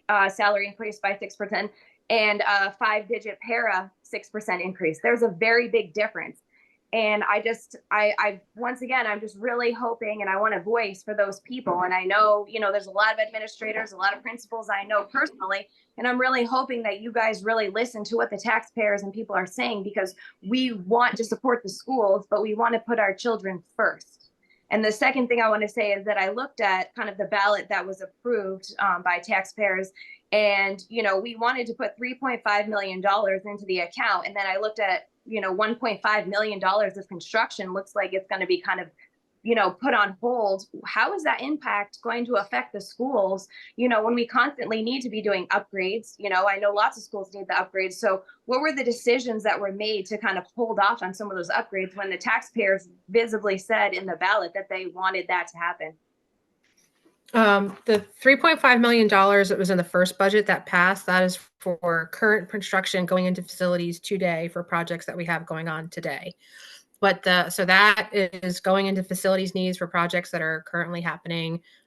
Given timing of when this failed budget versus the past budget, I'm not sure what the timing of that will be. So the $3.5 million that was passed are for known facilities needs and known facilities projects, to finish certain projects we had from 2022.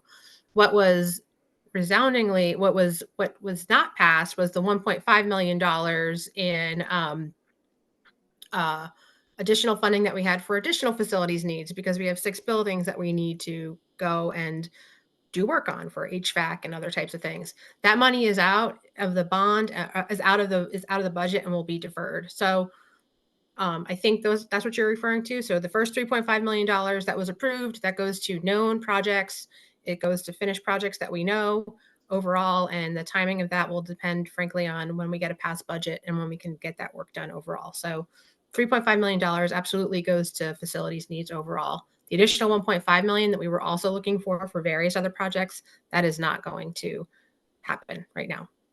And then the $3.2 million to go for revenue for budgets is for what, Megan? So the $3.2 million for revenue budgets, that was our old fund balance. So the fund balance is essentially, the way that I think about it, is extra money that we collected from taxpayers over time versus what we actually spent. That money has risen to $3.2 million. In our first budget, we were not applying any fund balance to the budget. So what that meant was we weren't going to take any of that money from there in order to decrease the ask of taxpayers. That was what was in our first budget. With the second budget, we're now asking for, it's 1.5 million, right? 1.5 million of that fund balance. So out of the 3.2, we're going to take 1.5 out of that to reduce the ask of taxpayers. I'm sorry, 1 million. I was off. 1 million. So 3.2 goes down to 2.2 overall. Does that make sense, Nicole? Yeah, no, and I appreciate, and once again, I appreciate you, Megan, being kind of the speaker tonight. And I know it's definitely not an easy position to be in, because there's lots of questions and concerns and whatnot. And, I just think that I'm really just hoping to keep voicing. I know that it's sometimes, especially someone who works for a town, just constantly hearing the same person over and over again sometimes gets disheartening. But I just want to, help voice, just the concerns and the concerns of the community across the district. Thank you. Thank you. Next speaker is Ellen.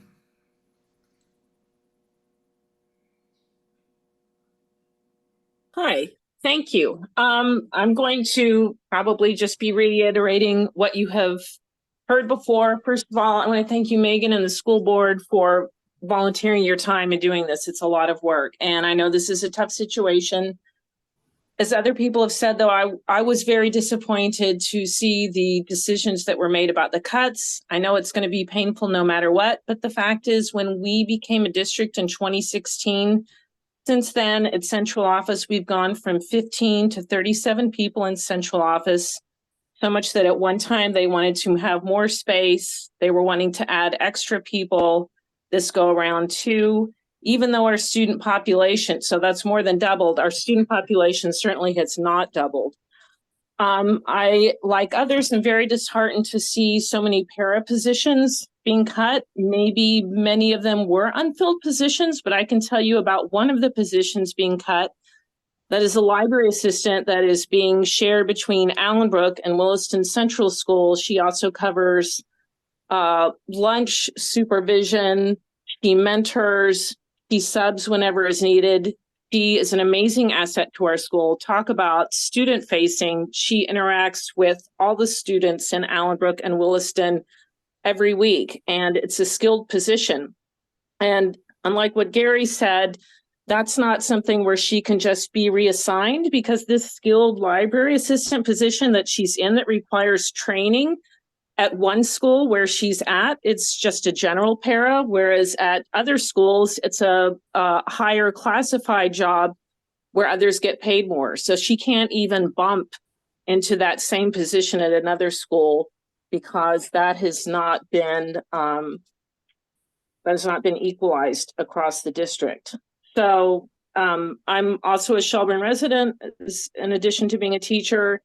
So I would just say that, echo what others have said, that really disappointed that our lowest paid people who are the boots on the ground and out there supervising hundreds of students at recess, at lunch, filling into sub, without whom our schools can't operate, that those are the cuts that are being made, whereas I haven't seen any cuts of positions at people in central office, even though there are budget cuts of positions that are considered district positions.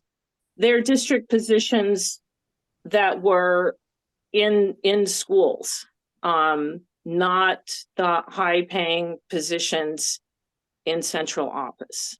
So those are my comments. I'm not sure at this point what can be done about this budget with the short turnaround, but thank you for hearing what I have to say. Thank you, Ellen. Thank you. All right. Next up is Dan.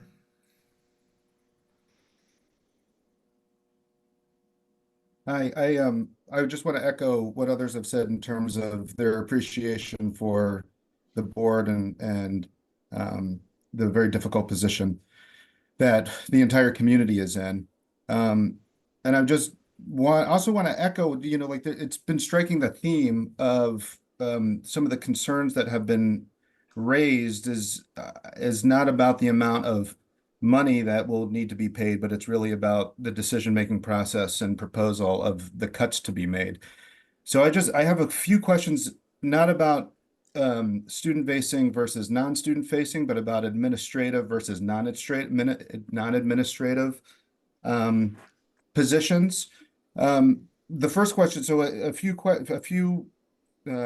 questions ago, it was said that the teacher to student ratio was somewhere around 20-1.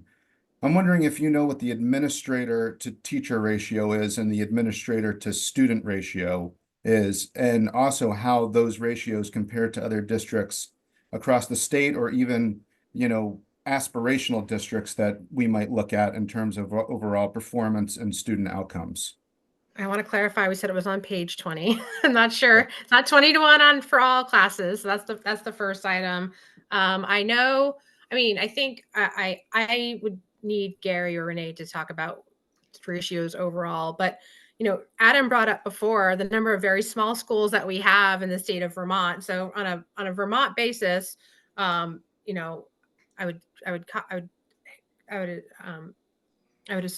would believe, we work at scale, that our administrator ratios are fairly good compared to others, but that's just a guess based on, all the discussion that we've been having overall about the state of Vermont. So I don't know if that's information we need to get back to you, or if that's information that we have. We do, on a school by school basis, go through and look at the number of administrators versus students and make sure that they are reasonably kind of overall put out there. But I don't know, Renee or Gary, if you have that information. I lost Gary again on my screen. So I don't know enough about Vermont, but we do have very, very small schools and districts that have, they're going to have one administrator for a very small number of students. Across the district on our campuses, the smallest ratio would be Charlotte, where we would have two principals for about 370 students. So that comes out to a little bit over 1 to 1 to about 170 or so. Then we go to Williston, where we have 3 administrators for nearly 1,000 students. So it's about 1 for 300. Now, if we're starting to talk about central office and campus administrators combined, and this, so we did a little kind of research this afternoon through AASA and found out that for when it comes to all of our salaries, all of the administrator salaries in the district, anybody who's labeled director or above, it comes out to 4.9 of the district's budget. In comparison to other national, I guess, districts, their ratio is about 6.5. And so we're about just within our district, we're lower than the rest of we're lower than the national average for being the largest district in Vermont. And so I guess I lost the other part of your question, Dan. Well, it would be interesting to know about how it compares to other districts across the country of similar sizes that have better educational outcomes, right? And to benchmark, to understand how do we actually right-size the ship in a meaningful manner. The other question, well, I have 2 more questions, actually. One is, many people have raised the issue of these cuts are most directly affecting those who are lowest paid within the district. I'm wondering if any models or estimates have been made about how many administrative positions would need to be cut in order, or FTEs would need to be cut in order to rise to the same amount of money that the 42 FTEs that are currently proposed.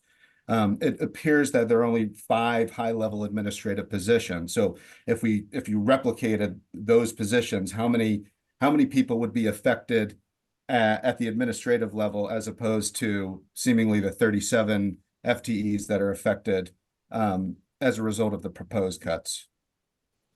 So Gary, so the 42 FTEs is roughly how much? It's about 2.1 million. 2.1 million. So that equivalent would be, we would have to cut a quarter of all administrators in the district to equal that amount. Right. And so, but it could be stratified more effectively, the cuts across both the administrative and the non-administrative levels, if we look at it that way, as opposed to the student facing and non-student facing, which categorizes people like custodians with those who are in the upper administration. So it seems a little dubious to categorize it in that particular way.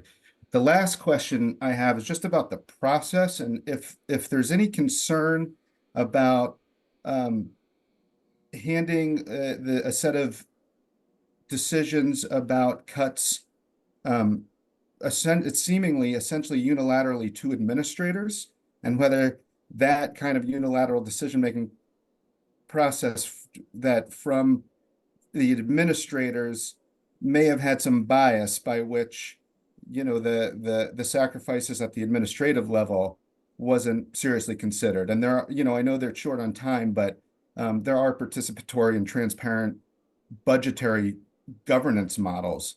And so I'm wondering if the district has considered this, and if the board is at all concerned about the recommendations carrying a good amount of administrative bias.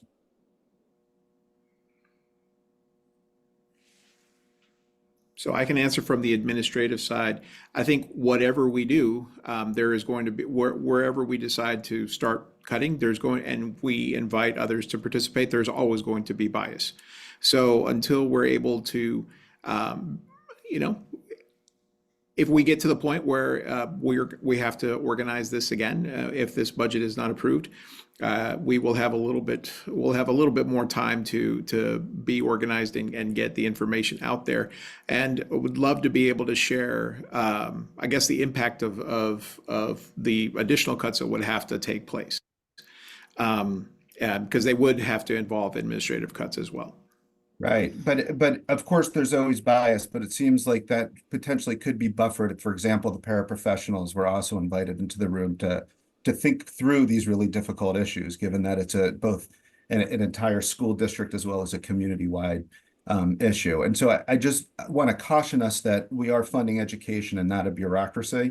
And I think it's really important that we don't only consider or so heavily consider the non-administrative level, but also very seriously consider the chunk of the pie that administrators are taking up and the efficacy that they have in terms of the overall educational outcomes that we are striving for. Thank you. Thank you for using that term. Hey, Dan, I'd be happy to just, I'd be happy just to quickly speak to a couple of those things. I know we're trying to get a couple of people here, but I'll tell you that we've met face to face with our faculty and staff 3 or 4 times over the past couple of weeks, and have brought in as much input as we can from our faculty and staff. They've been incredibly supportive. Of course, nobody wants to be making these reductions, and especially no one wants to be reduced. It's really difficult, and we've done it with extreme care. So I'll just keep reiterating that, and it's been a miserable process that it's certainly no administrator wants to do either, because it's hard, and you're talking about people you really care about. Yep, and I would just add from the board perspective, we have had a lot of discussions with the administration about how they, well, with central office and Renee and others and what they did, and the board, Renee and others, they're the educational experts. That is their role. They're the educational experts, and they understand those perspectives. So we absolutely provided guidance. We challenged them as well, but this is the best. This is the budget that they came forward with. They feel meets the needs of our students to the best that we can, and we support that. And we really need community support for the overall budget.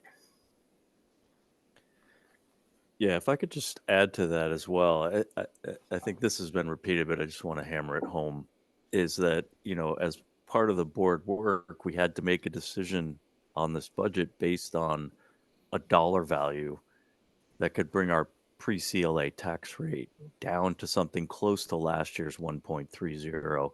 And we had to make a mix of fund balance for this decision, a reduction in capital improvements, and unfortunately the last lever we had to pull was the removal of staff.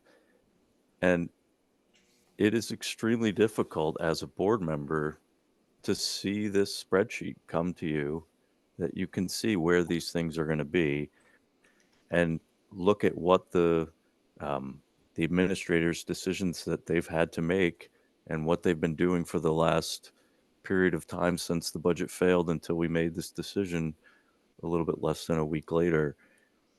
And I can't say that we're separate or separated or hands off on this this process. And I think I read this I'm not going to read it now, don't worry folks, but if you can get your hands on Adam Bunting's celebrations introduction on the Friday after the budget failed, you can see the hard work that the administrators went through in order to get to this staffing level, and how hard they worked to try and balance all the different factors. And I really appreciate all the hard work that all the administrators in each of the buildings and Renee and Gary and their staffs did to do this.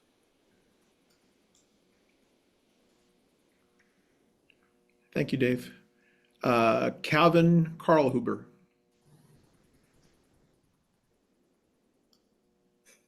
Hi, my name is Calvin Karlhuber, and I'm currently a junior at CVU. And I've heard you guys talk about meeting with teachers and the school board and going over everything. And I was wondering if you reached out to the student population, student community at all, sent out a survey, asked for the student input, because I feel like as a student, we know best what we want and where we want to see cut, what we want to see stay. And so I was wondering what you did to get student input on that. So at the district level, we didn't seek student input. And so I'm not sure if the campuses did. So you're absolutely right, Kristen. We should have done that as well. Certainly in the development of the school budget, that's critical. I'll actually be at CVU tomorrow in all of the lunches with a table with budget information. So if anybody, please feel free to stop by. I'd be happy to chat with you. Awesome. Yeah, I definitely will. I'm just, as a student personally, I would have loved to give some input on that. I'm taking a year-long business class right now, and I was talking to my teacher. Her name's Tammy Jo Dickinson, and she's retiring, and she informed me that once she leaves, all the classes that she's taking will be cut and won't be available any longer, or most of them. And that was saddening to me because I'm looking to go into business after high school and sort of want to study in college. So it was sad to hear that the classes I was very interested in taking are no longer going to be available. And yeah, thank you. Thank you, Chris. If I could just add one thing, Chris, I appreciate your comments. We do have 3 students on the board who participate in our meetings.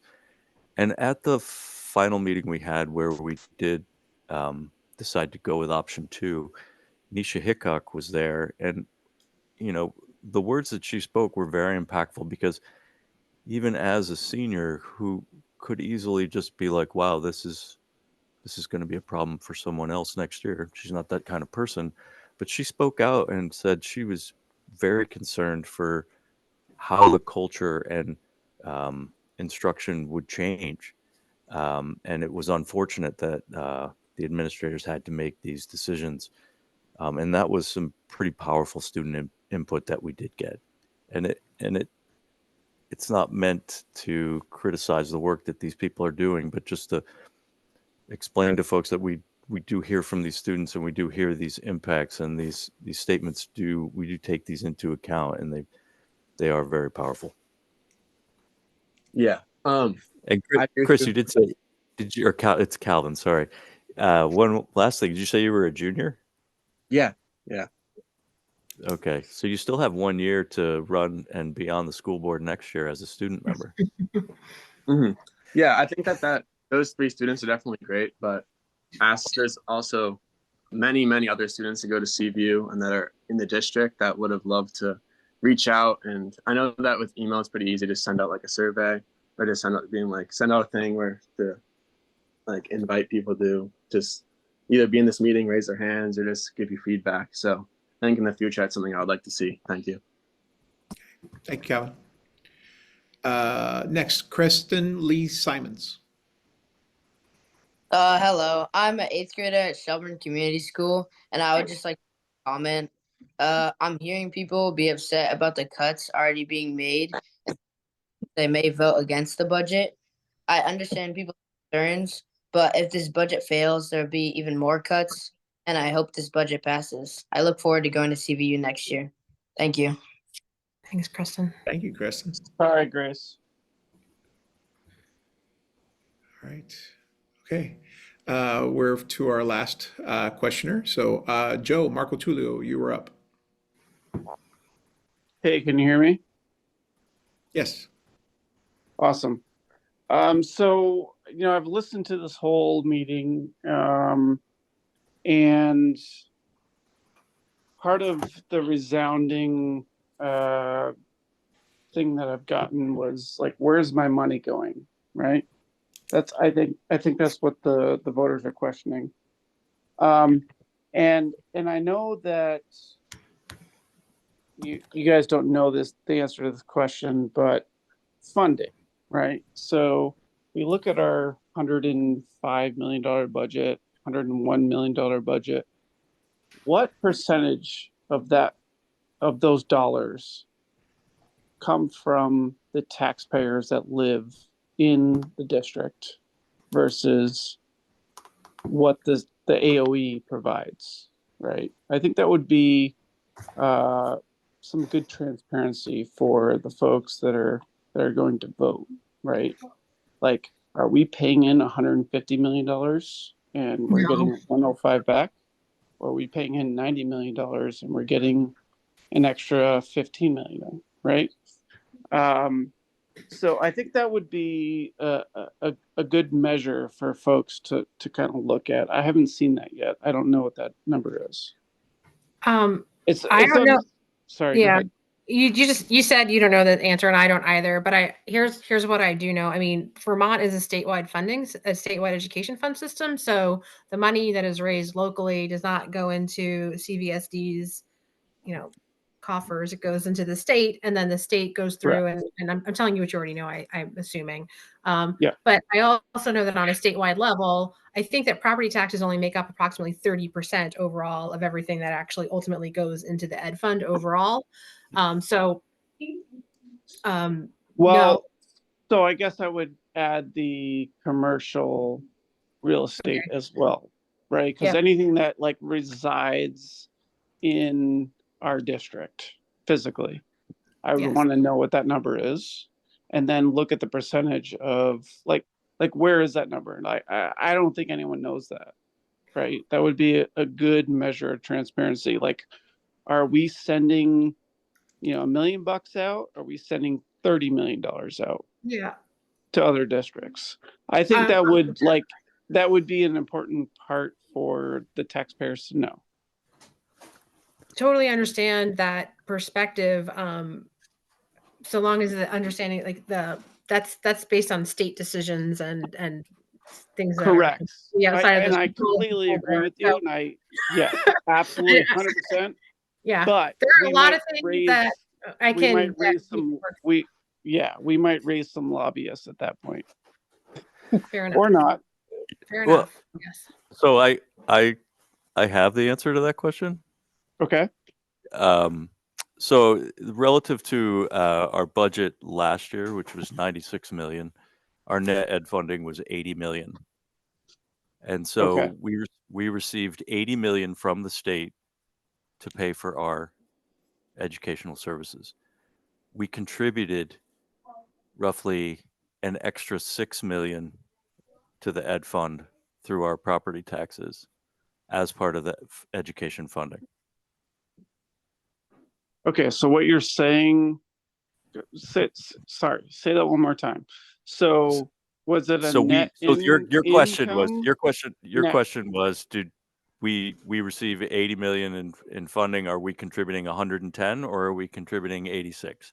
And the question is, we're contributing 86, and that's part of Vermont education finance law, where some larger districts and more efficient districts are paying for inefficient smaller districts and smaller schools around the state. Okay. So what you're saying, if I understand you correctly, is that we received more money than commercial and residential taxpayers paid in. No, I'm saying the opposite. The opposite. Okay. Okay. I'm saying we Okay. paid in 86 and we received 80. So that would mean that we contributed $6 million to another district or to the education fund. We contributed $6 million to the education fund, which was allocated to other smaller schools. Right. So that was a net money outflow to other districts that disappeared. Correct? That was a net money outflow that went to other students in other parts of the state. Okay. Yeah. And that was FY24, correct? FY23? FY23. The $96 million budget. That's FY24. 96 million. FY24. Yep. And do you have the FY24 numbers? Because we're talking about FY25 right now, right? This budget is for FY25. Yep. Correct. So do you have the FY24 numbers? Or is that not available? I just pulled up a spreadsheet that I got. Okay. The numbers, Yep. there's a huge amount of lag that we have in order to get all that information. Which is probably on purpose. Anyways. It's not, So in FY24, right, we were the recipient of, like, the district was the recipient of a bunch of money printing by the federal government, right? Those are the positions that we're talking about. I've heard a lot of folks talking and saying, hey, let's keep these positions. you know, they're beneficial, which I believe they are, right? But at the same time, parents need to be parents. So if you are looking at $120 increase in your property taxes going into FY25, and you're not okay with that, well, then you need to be okay with being a parent to your children, right? And unfortunately, the folks who have grown up children and they're gone and they still live in the district, they're going to be, unfortunately, they're going to be dragged into that, right?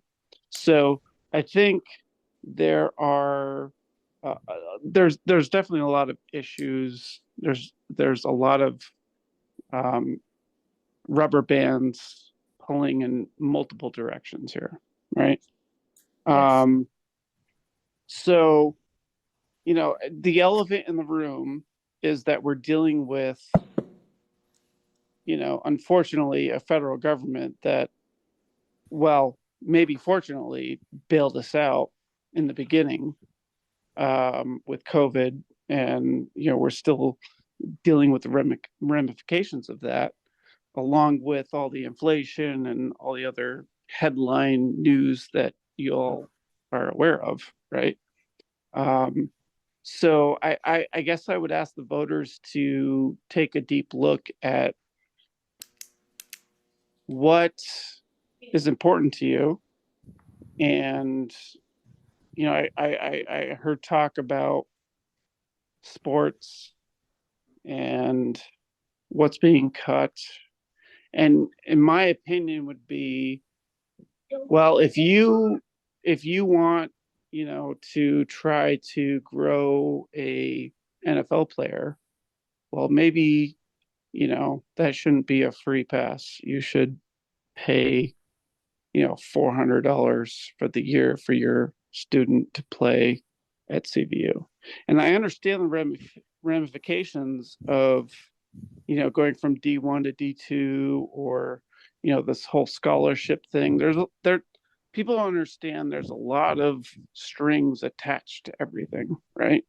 And so you have to do your research. And I know that you guys, first of all, let me back up a minute. I know that you guys are doing your very best. And I know that there's a lot of barriers to everything that you guys do, right? And I kind of alluded to that with the whole sports thing. So I guess I would leave with, if you're looking at cutting arts and language and academic, you know, stuff versus sports, I would say cut the sports, keep the academics, let the families who want their children to progress in the sports to pay more, you know, out of pocket. At the end of the day, I don't know what Act 27 actually does. I don't know if we can just break off from that. I don't know, but I think we need to get back to more local cash involvement and just leave the state out of it. And then those are my comments. Thank you. Appreciate it. Unfortunately, we can't back out of Act 127 or some of those other things, but thank you for your comments. Appreciate it overall. I think I guess I would just like to thank everyone who joined every time. This is my third year. Just finished my third year on the board, and I went through quite a few budget seasons, had a lot of questions. So while these are really difficult decisions that have been made, the past 2 months have been very difficult for our administrators, for our teachers, for our staff, for every single person that impacts a student on a day-to-day basis, whether they are to the janitor, whether they are our amazing custodial crew, or the teachers or the principals that work every day that had to make a lot of these decisions. And we really want, we understand, you know, the first budget that we put out there, had zero cuts, and unfortunately the community did not support that, and I understand the reasons for that. We've worked really hard to come up with a new budget that hopefully that addresses those concerns about costs. I know that the decisions that had to be made in order to come up with what those reductions were very difficult. They're very hard for people to understand. They're difficult for anyone. I know Dave said it's not easy for any of us as board members to look at this and to say, yes, this is what we want. What we wanted was our original budget that unfortunately, and I understand why we are here. I understand that people have differences of opinion. I understand that this is a really difficult position, but what every single person that has spoken tonight is talking about as our students, our community, our outcomes, our teachers, our staff, and the things that are all really important to us. And the number one way that you can support them is by voting yes on our budget on or before April 16th. So I really ask for your support from the community. I know, as Gary highlighted over 2 hours ago, this community really does support our students and our teachers. I feel that. I know that. As both the board chair and as a parent in this district for over 12 years, I know how much this community supports our schools and our students, and that gives me a lot of optimism. And as I've gone through this and I've heard from staff and I've heard from students about the experiences that they've had in their schools, that is what I want to be able to continue to provide to all of those students as well. So I ask for your support. The board asks for your support. The administration asks for your support. And I know that this is really difficult, and I'm really looking forward to moving forward as a district. And this is our opportunity to come together, support our schools, and I really appreciate your time. I too would like to echo that. Thank you, Megan. Thank you, Dave. Thank you, Gary, for all of your input tonight. And like to thank, I think at one point we got to 157 people, maybe even more. Bonnie, you can correct me, but really, really enjoy the participation and the information that we received tonight. And though it may seem like the information has not fallen on deaf ears, it is really important for us to take this information away and recognize that many of these decisions, they are not easy because they are our neighbors, they're our colleagues, they're our friends, and but like Megan mentioned earlier, the original budget didn't pass. So we have to figure out a way to make sure that we're able to provide similar levels of education to our students that we have with us. So thank you again. Thank you, everyone. Thank you. Right. Good night.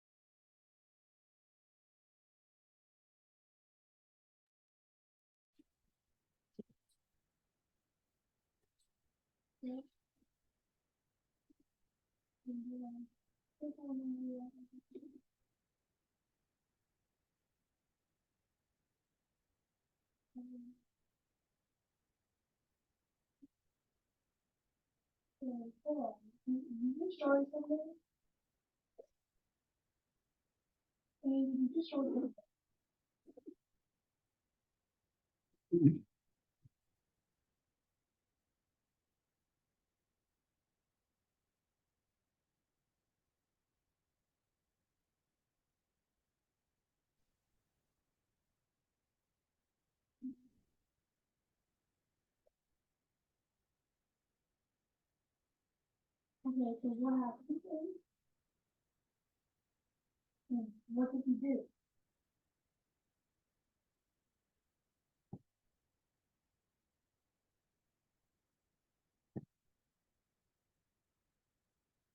And what happened?